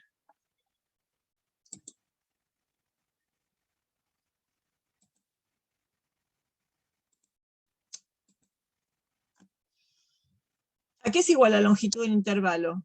Ay, Dios. No puedo escribir. Esperen un cachito. Bueno, lo voy a hacer, no me anda el lapicito. La longitud, ¿a qué es igual? Es 2 veces la aproximación, ¿no? Porque si es un más menos, y ese más menos es lo mismo, la longitud es el doble de la aproximación. ¿Y qué otro dato me da? Me da que el X barra es el punto medio del intervalo, ¿no? Pues si yo X barra le sumo y le resto lo mismo, X barra, el estimador puntual, me queda como el punto medio del intervalo. Quiere decir que si yo les doy un intervalo, que les doy como dato el límite inferior y el límite superior, ustedes podrían calcular el X barra, sí, ¿qué hacen? Esto más esto y lo dividen por 2, y ahí tienen el punto medio del intervalo. Son dos datos importantes para el intervalo de confianza, que la longitud es el doble de la aproximación y que X barra es el punto medio de la longitud, el punto medio del intervalo. ¿Está bien? Quedó en el medio, pues un intervalo simétrico. Sin embargo, hasta ahí estamos bien. Sabemos cómo obtener un intervalo de confianza para la esperanza y ¿cómo es? Y con una, dada conocida la varianza. Y la forma de expresar el intervalo de confianza lo vamos a expresar así. Tengo una confianza de que entre el límite inferior y el límite superior, se encuentre mu, y esa confianza es 1 menos alfa. Hablando de la confianza 1 menos alfa. ¿Por qué vieron que dijimos que por defecto era el 95%? ¿Por qué no menos del 90 ni más del 99? Justamente por esto, ¿no? Si disminuye la confianza, disminuye la longitud de intervalo. Si yo uso el 0,90 o menor que 0,90, tengo un intervalo de confianza corto, pero sacrifico a la longitud. Porque para tener un intervalo corto, porque yo lo hice más corto bajando los valores críticos, voy a tener un área, una menos alfa más chica, el intervalo más corto, pero voy a tener menos confianza. ¿Y por qué no más de 0,99? Voy a tener con 0,99 tener una gran confianza porque le agrando mucho esta área, pero ¿qué pasa? Se hace más impreciso, porque si yo quiero tener en vez de 1 menos alfa 0,95, voy a tener 0,99, este valor se hace muy grande, este se hace muy chico y el intervalo tiene demasiada longitud, y entonces pierdo precisión. Entonces, con la confianza no puedo jugar mucho, porque o sacrifico la confianza o sacrifico la precisión. Entonces, por eso en general, por defecto, son del 95% los intervalos de confianza. Ahora, vamos al caso más crudamente real. Si no se conoce la varianza poblacional, que es la situación más común, lo único que me queda es estimarla a partir de la muestra. Como no tengo sigma, ¿qué voy a usar? Voy a usar el S como sigma sombrero. Pero ahora necesito saber, si yo ya sabía que x barra menos mu sobre sigma sobre raíz de n era normal 0,1. Pero ahora voy a necesitar saber qué distribución tiene x barra menos mu sobre s sobre la raíz de n. Si yo reemplazo sigma por el s, quiero saber qué distribución voy a tener que usar. Para eso necesitamos otras distribuciones. Entonces la primera que definimos es la G cuadrado. G cuadrado con n grados de libertad se define así. Si estas son normales 0, 1 independientes, las elevo al cuadrado y las sumo, tengo n de estas normales, tengo una G cuadrado con n grados de libertad. Entonces fíjense, la G cuadrado es una suma de normales al cuadrado. ¿Cómo piensa que va a ser su función de densidad de probabilidad? Suma de normales al cuadrado no va a ser muy distinta de la normal, pero están elevadas al cuadrado. ¿Qué se perdió esa normal? Se perdió los valores negativos. Entonces, la función de densidad, si ustedes la observan, que desde un punto hasta acá es bastante parecida a la campana de Gauss, fíjense que acá empieza en el 0, no tiene todos los valores negativos, no es simétrica. ¿Está bien? Es más bien asimétrica, dependiendo de los grados de libertad va a tener más o menos asimetría hacia la derecha. Entonces, acá está marcado el 9 porque esta es una G cuadrado con 9 grados de libertad. Y probabilidad del evento cuando aparece ahí, que sí que es el área esta marcada acá roja, que es 0,05. Entonces, como esta es una distribución que es asimétrica, yo no puedo nombrar como G cuadrado alfa sobre 2 y menos G cuadrado alfa sobre 2, porque no tiene valores negativos. Entonces, las áreas en general, genéricamente, que se buscan en este tipo de tablas, son áreas hacia la derecha de un valor. Bueno, el valor esperado es n, por eso está marcado con un puntito. Acá está la mayor densidad de probabilidad, porque es una G cuadrado de parámetro n, 9. Acá está el 9. El área marcada es un área a la derecha. Es un área alfa, tal que la probabilidad de que la variable tome un valor mayor que este puntito es alfa, y este puntito se lo llama con la nomenclatura de la distribución y el área. Esta es una G cuadrado con n grados de libertad, que deja un área alfa a la derecha. O sea que este puntito se llama G cuadrado alfa n. ¿Está bien? Es una nomenclatura. Después la vamos a usar para el intervalo de confianza. Bueno, en base, después de definir la G cuadrado, definimos la T de Student, la función, después de la Gauss, más conocida de la estadística, la T de Student. La T de Student está definida como un cociente. En el numerador tiene una Z, una normal 0,1. En el denominador tiene la raíz cuadrada positiva de una G cuadrado con n grados de libertad dividido por sus grados de libertad. Esto se dice que tiene una distribución T con n grados de libertad. Fíjense que el parámetro a la T se los da la G cuadrado del denominador. ¿Sí? Esta es independiente de esta. Y fíjense que esta tiene en el numerador una Z y en el denominador algo que es siempre positivo. La función de densidad de la T de Student es totalmente parecida a la normal. Si yo les muestro y no les digo que es una T, ni se dan cuenta.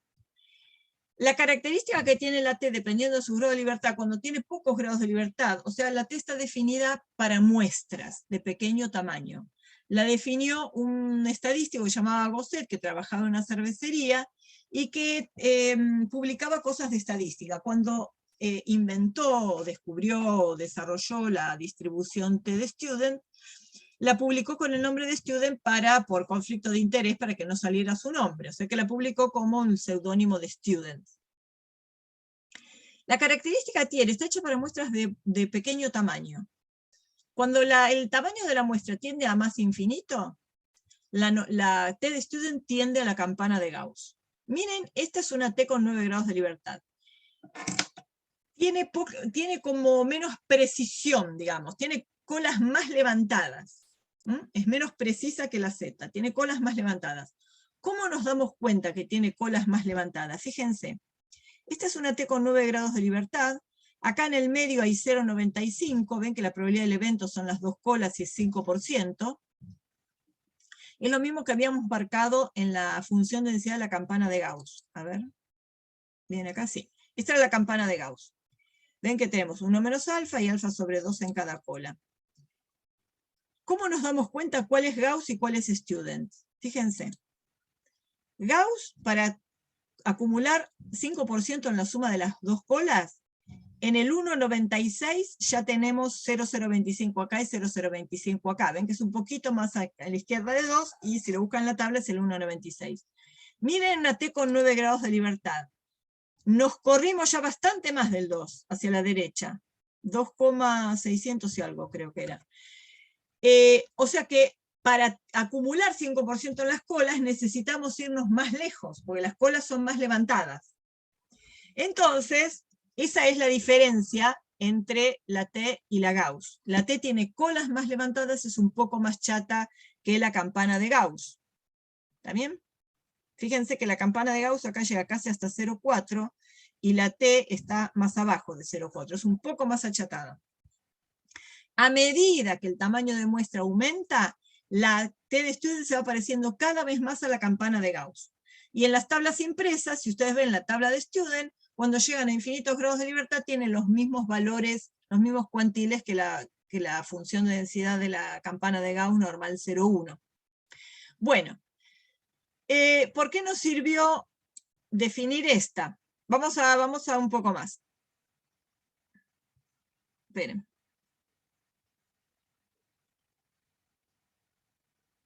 Ah, no, ahora bien.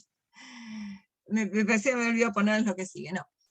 Vamos a quedarnos con esta probabilidad ahora. Ven que marcamos la misma probabilidad que marcábamos debajo de la campana de Gauss. 1 menos alfa entre estos dos valores. Vamos a escribir esto en términos de probabilidades. Probabilidad de que la variable t, que es esta, se encuentre entre menos t alfa. Ven que los valores críticos toman el nombre de la distribución y el área. Esta era una t con n grados de libertad, y el área a la derecha, si es alfa sobre 2, este puntito se llama t alfa sobre 2n. Y si tiene un área a la izquierda, alfa sobre 2, el puntito se llama menos t alfa sobre 2n. Entonces, si esta probabilidad está debajo de una función de densidad de la t de Student, entonces tenemos una probabilidad 1 menos alfa de que la t tome valores entre estos dos puntos. Esta vamos a volver a usar después. ¿Está? Ahora vamos a ver por qué necesitamos a la t. ¿Por qué introdujimos la G cuadrado y la T de Student? La X era normal mu sigma. ¿Por qué la G cuadrado? Porque si bien la variable aleatoria S cuadrado, varianza muestral, no sigue una distribución conocida, si uno construye esta variable como la varianza muestral de muestra de tamaño n, la multiplica por sus grados de libertad. ¿Se acuerdan que para calcular ese cuadrado la dividíamos por sus grados de libertad? Bueno, la multiplico por su grado de libertad y la divido por la varianza muestral, eso sigue una distribución G cuadrado con n menos 1 grados de libertad. ¿Cuándo lo vamos a usar? Después, cuando querramos construir un intervalo de confianza para la varianza, porque acuérdense, cuando construimos un intervalo de confianza para mu, usábamos la X barra, que era X barra menos mu sobre el error estándar. Y en esa variable aleatoria convivían el parámetro y el estimador. Bueno, ¿dónde conviven el parámetro y su estimador, siendo el parámetro de la varianza? En la G cuadrado, por eso vamos a usar después la G cuadrado. Y la otra cosa por la cual la necesitamos es la siguiente. Z era X barra menos mu sobre sigma sobre raíz de n era normal 0,1. Pero, Si en vez de sigma ponemos el S, esta variable sigue una distribución T con n-1 grados de libertad. Entonces, nos habíamos preguntado, si yo quería construir un intervalo para mu, conocida la varianza, usamos la distribución normal 0,1, porque teníamos una distribución donde convivían el parámetro y su estimador. Ahora, ¿cuál es la distribución donde conviven el parámetro y su estimador, pero uso la varianza, el estimador de la varianza? En la T. Por eso es que para el intervalo para mu, si no se conoce la varianza, voy a tener que usar la T. ¿Por qué n-1 grado de libertad? Acuérdense que a la T le daba los grados de libertad la g cuadrado del denominador. Y la s cuadrado interviene en una g cuadrado. Entonces, armando una g cuadrado acá abajo, esa es la que le va a dar los grados de libertad a la T. Porque toma los grados de libertad de quien usamos como estimador de la varianza. Entonces, vamos a ir ahora al intervalo. Acuérdense que nosotros habíamos planteado esta probabilidad, ¿no? La T entre dos valores igual a 1 menos alfa. Y quiero llegar a un intervalo de esta expresión. De nuevo, ¿quién es el estimador X barra? ¿En qué distribución interviene? Si no se conoce sigma, interviene en la T. Entonces teníamos esta expresión. La T, dijimos que X barra menos mu sobre S sobre la raíz de n era una T. Entonces, esta T que voy a reemplazar acá, porque voy a querer llegar a esto, es esta T. Antes la reemplazábamos por Z, ahora la voy a reemplazar por T. Entonces, vamos de nuevo, planteamos esto. En vez de la T, pongo la T que me conviene para el modelo. Y de acá voy a llegar por los mismos pasos, no los vamos por parte, pues ya sabemos. Multiplicamos todo por el S sobre la raíz de n. Restamos X barra. Damos vuelta multiplicando todo por menos 1 y reordeno. Entonces, ¿qué me va a quedar? Probabilidad de que X barra menos valor de tabla, ahora es una T, por el error estándar, ahora es estimado, el error estándar de la media, y X barra más, acá tengo la aproximación. Cuando reemplace X barra y el S por lo calculado en la muestra, esto va a pasar a ser confianza. Fórmula simplificada, estimador más menos valor de tabla por el error estándar sombrero del estimador. Esto es interesante, lo hace el programa Infostat. Es interesante porque es una simulación, ¿no? Es una simulación de intervalos de confianza. Se muestrea desde una normal, acá era con esperanza 6 y desviación estándar 3, creo que era. Sí, creo que era la misma FSH que en la que habíamos pensado. Y se le pide al programa que muestre desde una normal 6, 3, varianza 9, y que arme 100 intervalos de confianza de muestras de tamaño 10. Entonces, fíjense, ¿qué son los puntitos? ¿Qué se les ocurre que son los puntitos rojos de cada intervalo? Fíjense un intervalo, ¿ven? Es el punto medio. O sea que el punto medio era el X barra, ¿no? O sea que los puntitos son la X barra de cada intervalo. Tenemos... Dice cobertura 96%. ¿Qué quiere decir cobertura 96? Que de estos 100 hay 96 que contienen que les pasa este mu por el medio. Y hay 4 que no. Este no, por eso está en rojo, este no y este no. A esos mu no les queda fuera. ¿Por qué? ¿Qué quiere decir? Fíjense que es en promedio 95. Acá dio 96 que sí y 4 que no lo contenían. ¿Qué significa esa confianza? La confianza en la estimación. Que en promedio de cada 100 intervalos va a haber en promedio 95 que sí contengan a mu y en promedio va a haber 5 que no lo contengan. En esta simulación ese 95 en promedio resultó 96. Puede ser que hagamos otra y resulte en 94 o que justo sea 95% y que haya 95 que sí contengan a mu y haya 5 que no lo contengan. ¿Se entiende el significado? Ahora, ustedes tomaron esta muestra. ¿Saben si esta es una de las 95 que contienen a mu o una de las 5% que no lo contienen? Jamás. Jamás, porque ustedes no hacen 100 y no saben cuánto vale mu.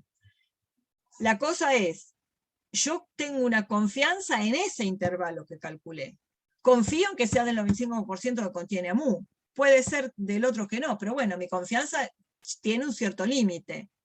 Pregunta, ¿cuál es el único intervalo de confianza en el cual ustedes están 100% seguros de que contiene el valor de mu?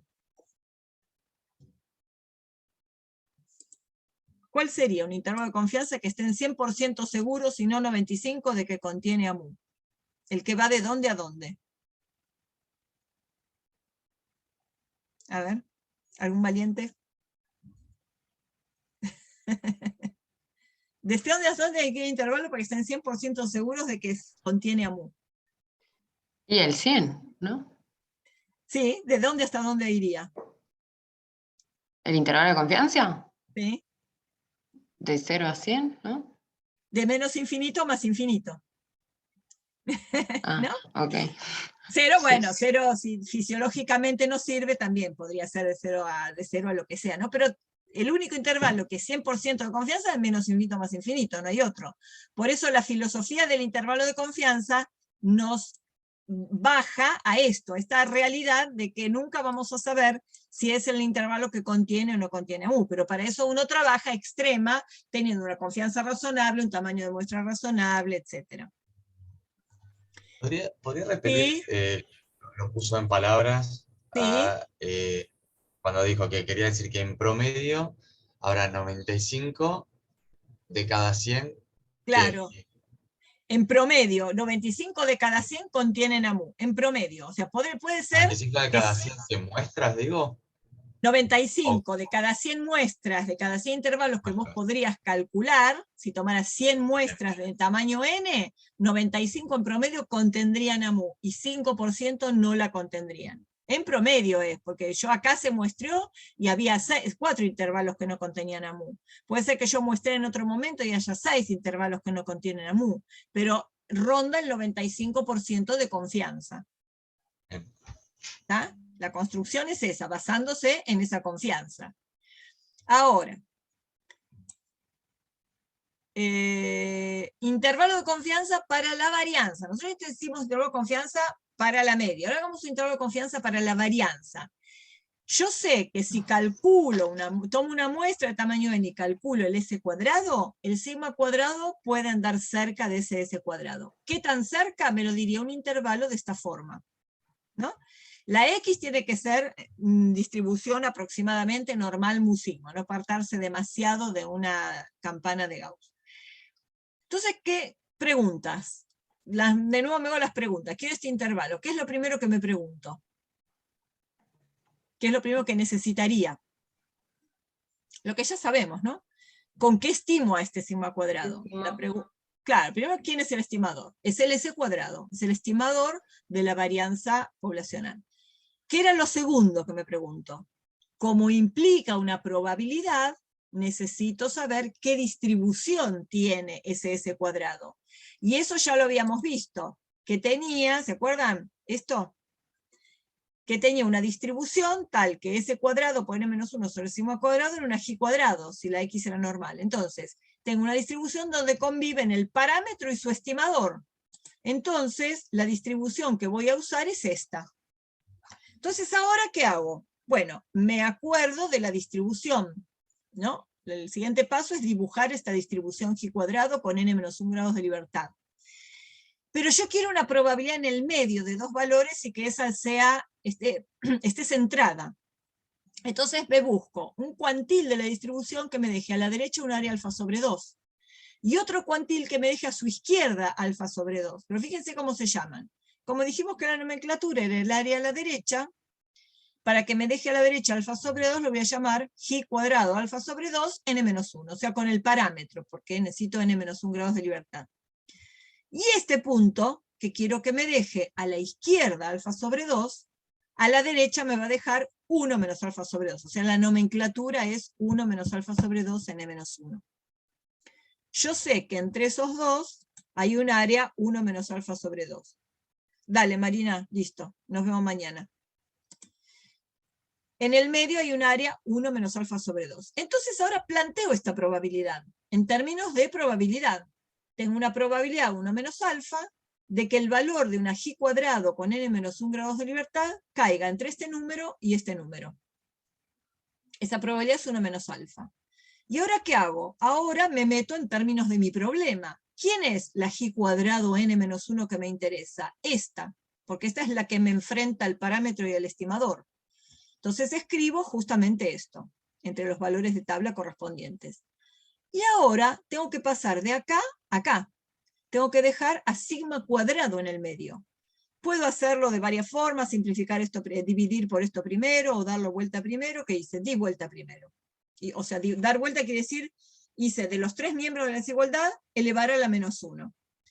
Pero fíjense que de nuevo, así como cuando multiplicábamos por -1 se invertía el sentido de la desigualdad, cuando uno hace la inversa también. Pensémoslo con los mismos números. Un medio es menor que un cuarto. Perdón. Al revés. Vamos con el menor.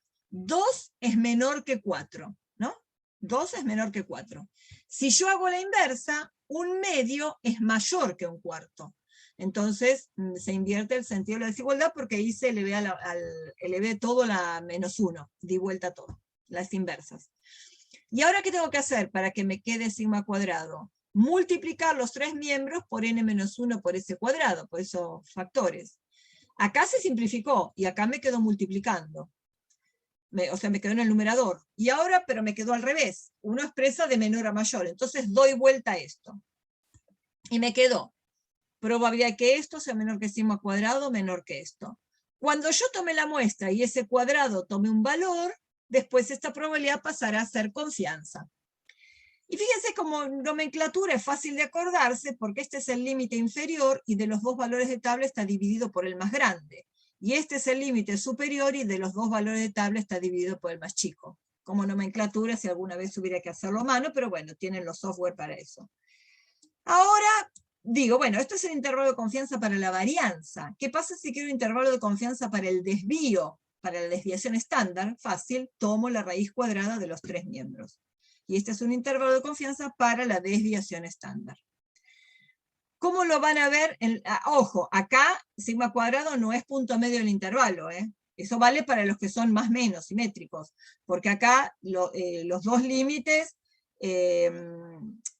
o sea, acá obviamente que sigma cuadrado no es el punto medio, pues no dice ese cuadrado más menos algo, ¿eh? Ay, perdón. Acá tienen cómo da un programa, en este caso el Infostar, un intervalo de confianza. Bilateral y de estimación paramétrica, o sea, usando la T de Student y la G cuadrado. Acá era de las mujeres, tomamos las normales, la variable era la FSH medida por este método, y le pedimos un intervalo de confianza. Para la media, acá dio la estimación, o sea, este es el X barra, dio el error estándar, dio el N y dio los límites del intervalo de confianza. Para la varianza, dio la estimación, o sea, este sería el S cuadrado, el error estándar, o sea, acá sería el error estándar, sería, déjenme pensar. Nunca lo vi como error estándar para la varianza, pero debe ser... Buena pregunta, el error estándar para la varianza.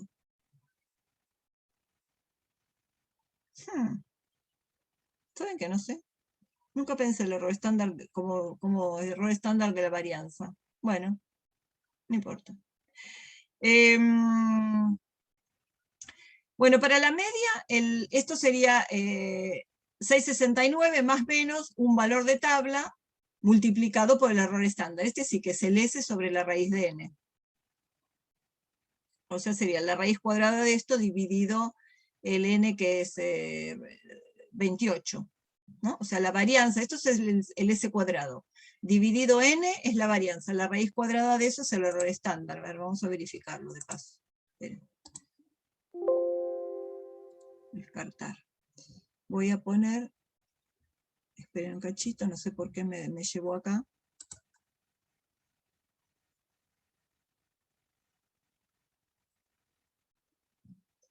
¿Dónde estamos? Acá. Voy a tener esta diapositiva a mano y vamos a agarrar de un Excel en blanco, vamos a hacer esos cálculos.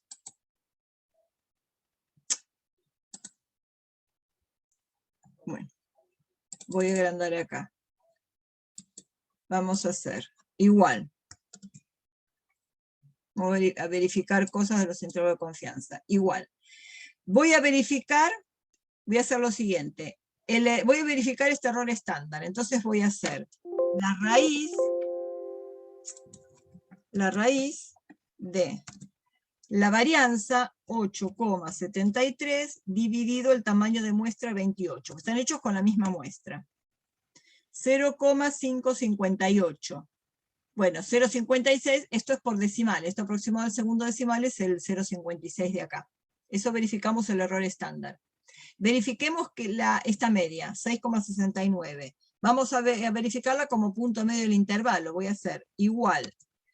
Límite inferior del intervalo de confianza para la media, 5,54. Más límite superior del intervalo de confianza para la media, 7,83.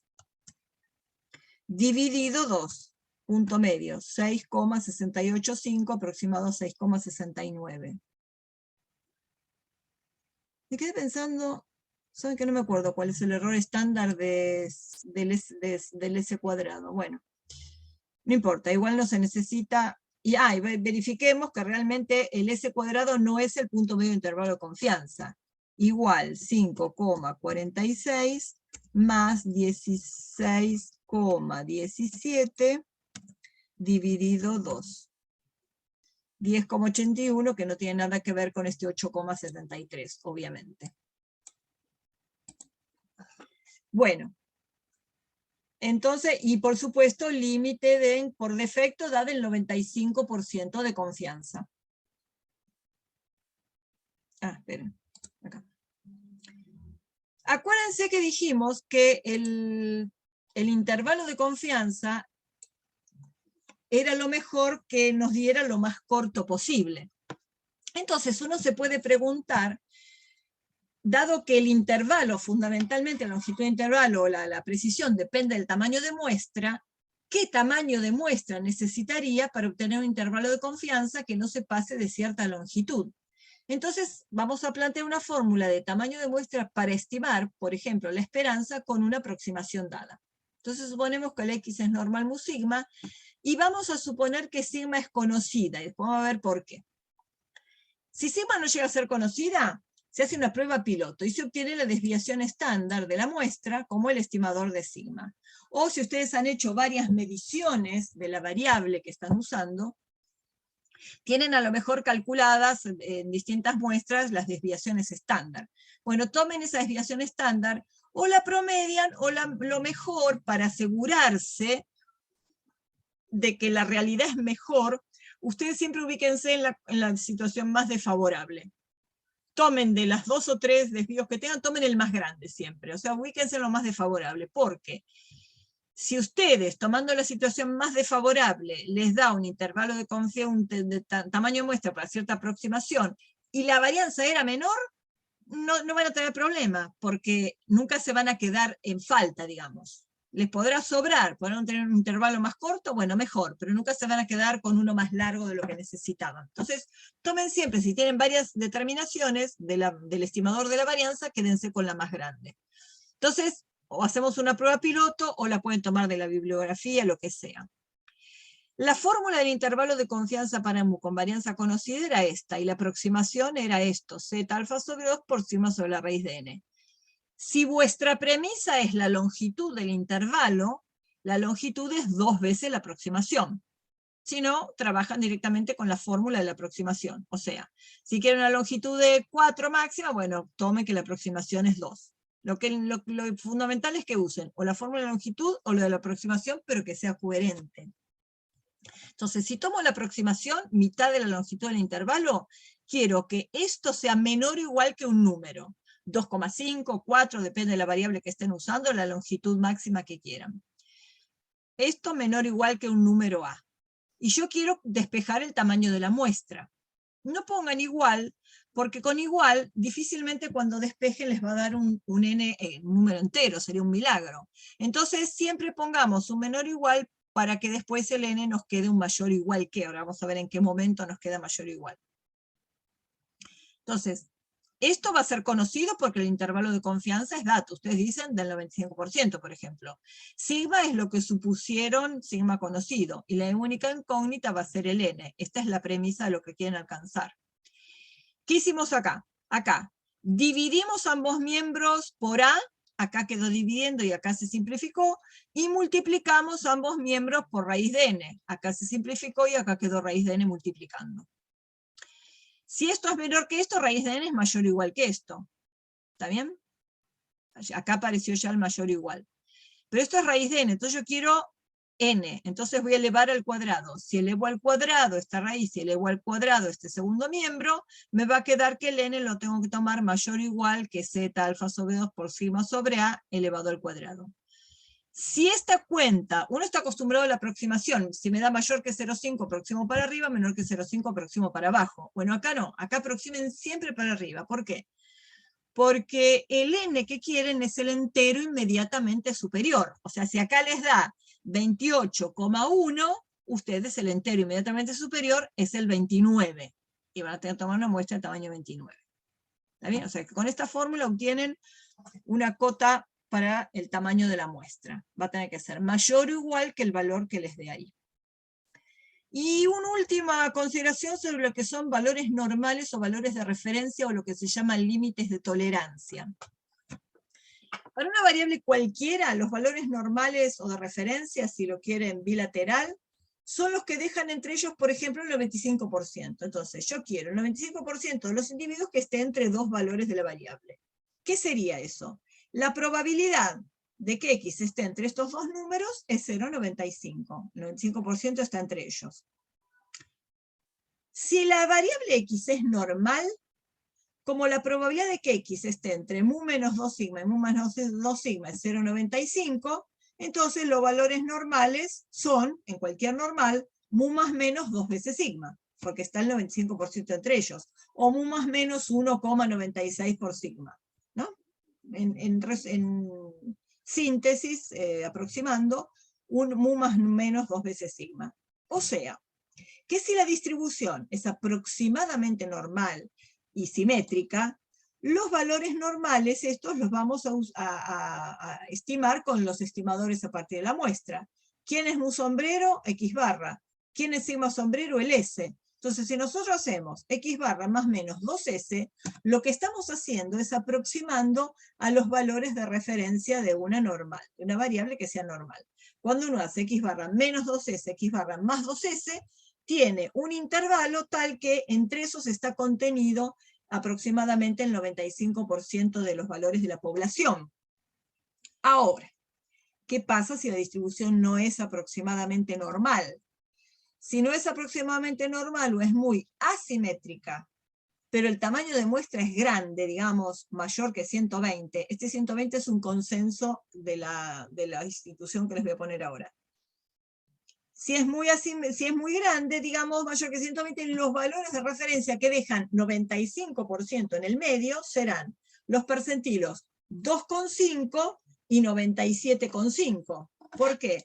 Porque si ustedes toman el percentilo 97,5, quiere decir que el 97,5 está por debajo de este. O sea, hasta el 97,5 tienen el 97,5 de los valores. Pero si a eso le restan el valor del percentilo 2,5, 7 menos 12 es 5 y 9 menos 0,9, tienen el 95%. O sea que entre el percentilo 2,5 y el 97,5 está el 95% de los valores. Entonces, ¿qué tienen que hacer? Toman la muestra de tamaño grande, acá tienen el mínimo, van hasta donde está el 2,5% percentilo, ese va a ser el límite inferior. Van hasta donde está el 97,5% percentilo y ese va a ser el límite superior porque acá adentro tienen al 95% de los valores. Y directamente leen cuál es el percentilo 2,5, 7,5 y esos van a ser los valores normales. Ahora, si la variable no sigue una distribución normal, ahí está. Si la variable no sigue una distribución aproximadamente normal o es muy asimétrica, pero el tamaño de muestra es pequeño, digamos menor que 120, acá tienen otro grande o chico, acá 120. Los valores de referencia que dejan el 95% se calculan mediante métodos robustos. Hay programas que los calculan. Siguen un procedimiento iterativo, o sea, no es que se pueda hacer a mano, para estimar esos percentilos. Los programas que los utilizan, uno muy buen programa para ciencias médicas es el MedCalc, que está en esta dirección. Comprarlo es muy caro, pero creo que tienen, por lo menos en una época, cuando entraban tenía 25 sesiones de prueba. O sea que si uno tiene que calcular límites de referencia o cualquier otra cosa, curvas ROC hace muy bien también. Con el MedCalc tienen 25 sesiones gratuitas, digamos, de prueba. Esta metodología y estos consensos fueron por el Clinical and Laboratory Standards Institute, que tiene esta página, que es el que diseñó esos consensos. Rodolfo creo que tiene una versión actualizada de este. Había uno que era el A3, me parece, este es del 82, hay uno más moderno, no sé si Rodolfo tendrás el moderno o este, pero bueno, ahí hay un consenso. Sí, me fijo porque me lo habían pasado, creo que es medio pirateado, así entre nosotros. Está bien, sí, porque hay que pagarlo. Yo una vez me metí, lamentablemente había que pagarlo, pero a mí no me justificaba porque no era usuaria de eso, pero bueno, claro. Eso establece un consenso sobre mediciones de laboratorio. Así que bueno, el MedCalc, si alguno quiere probarlo, pruébelo, entren y fíjense a ver si siguen siendo 25 sesiones gratis. Y ahí tienen, está muy bueno lo de los límites de referencia. Bueno, hay cosas que a lo mejor les van a faltar de lo que vemos, pero bueno, en 5 días es imposible dar todo. Tratamos de resumir las cosas importantes de lo que ustedes pueden llegar a usar. No obstante, si de acá al viernes quieren algo, alguna otra cosa que no hayamos visto, que les sirva o piensan que necesiten, se las damos. Yo les voy a volver a subir el PowerPoint con esas demostraciones que no dimos, pero bueno, se las pongo al final como un anexo para que vean de dónde salen, que salen de algún lado. Bueno, por hoy lo que tenía preparado para hoy lo terminé. Mañana vamos a ver, también sincrónico, test de hipótesis y análisis de varianza. Bueno, análisis de varianza vamos a hablar de un solo criterio, porque no nos va a dar el tiempo para más. Si alguno tiene análisis de varianza de 2 criterios, después les puedo pasar algún PowerPoint donde esté explicado, por ejemplo. Pero no sé hasta qué tanto usan ustedes. Bueno, listo.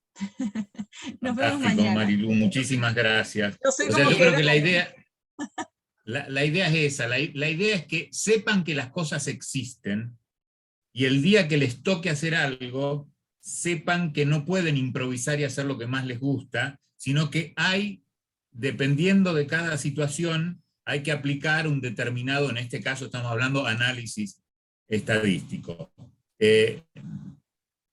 Claro, por lo menos saber hasta dónde llegan las limitaciones de uno. Y si quieren hacer las cosas mal, las sabiendo que las están. Está bien. No, y hasta dónde uno llega a una limitación y dónde puede pedir ayuda, digamos. En qué momento tienen que pedir ayuda a un estadístico o a alguien para que los ayude con eso. Bueno. Pero yo tengo una duda pero re básica y mucho. Sí. Parece que gran parte de lo que dijo no. O sea, es algo de lo que mencionó que sé que es mucho más básico de todo lo que desarrolló después. Tranquilo. Pero como que no termino de esquematizar en mi cabeza si la varianza es una medida de dispersión de la media. ¿Qué información me da un intervalo de confianza de la varianza? Es como que no, está bien. Puntos redundantes entre sí. No sé. No. Pero no. No, intervalos de confianza, varianza medida de dispersión de los valores alrededor de la media. Ahora vos podés tener una medición que hace siempre una misma metodología y eso tiene una cierta varianza, que más o menos se te va repitiendo los valores del S cuadrado, ¿no? Entonces vos decís, bueno, quiero saber entre qué valores está acotada esa varianza poblacional que no conozco, pero la medí varias veces porque varias veces tomé muestras y tengo varios valores de S cuadrado en distintas muestras. Entonces, así como puntualmente vos al tomar una muestra calculás el S cuadrado, sabés que la varianza está por ahí cerquita, vos decís, bueno, ¿entre qué valores puedo acotar ese valor de varianza poblacional que no conozco? Mediante un intervalo del 95%. Entonces el intervalo te dice que una vez que vos lo calculaste, claro, yo no les escribí, en otro les escribí, pero ahí no les escribí, espérate un cachito, A ver, les voy a poner acá en un pizarrón. Esperen, les voy a compartir la pantalla igual. Para ver cómo, porque no les puse la expresión, les puse el intervalo, pero no les puse la expresión. Una vez que vos encontraste el intervalo de confianza con esa fórmula, vos lo expresás así. Espera. Confianza de que entre un límite inferior y entre un límite superior se encuentre el parámetro sigma cuadrado. Y esa confianza es, por ejemplo, el 95%. Entonces, la filosofía de este intervalo es igual que la de la media. Vos decís, si yo pudiera calcular 100 intervalos, 95 de ellos contendrían al verdadero valor de la varianza poblacional, y 5 en promedio no lo contendrían. Entonces, la filosofía es la misma, solo que es para otro parámetro. Eso si a vos te interesara estimar la varianza poblacional desconocida a partir de un intervalo. No sé si es esa la duda, ¿no? Sí, es esa, nada más que no lo tengo tan asimilado en la cotidianidad de lo que yo puedo llegar a leer. Claro, Mirar, entonces, es menos usado, porque en general a uno no le interesa estimar la varianza poblacional. Tal vez para uno que se dedique más a metodología, y yo quiero caracterizar cuál puede ser la varianza poblacional. O si estoy diseñando dos métodos, dos test diagnósticos, y quiero estimar la varianza de cada uno de ellos, para elegir el que sea menor, por ejemplo. Puedo comparar las varianzas y puedo caracterizar esa varianza por medio de un intervalo de confianza. Son para casos más específicos. En general, para las ciencias de la salud, difícilmente usemos un intervalo de confianza para la varianza, sí más para la media. Genial, gracias. Bueno.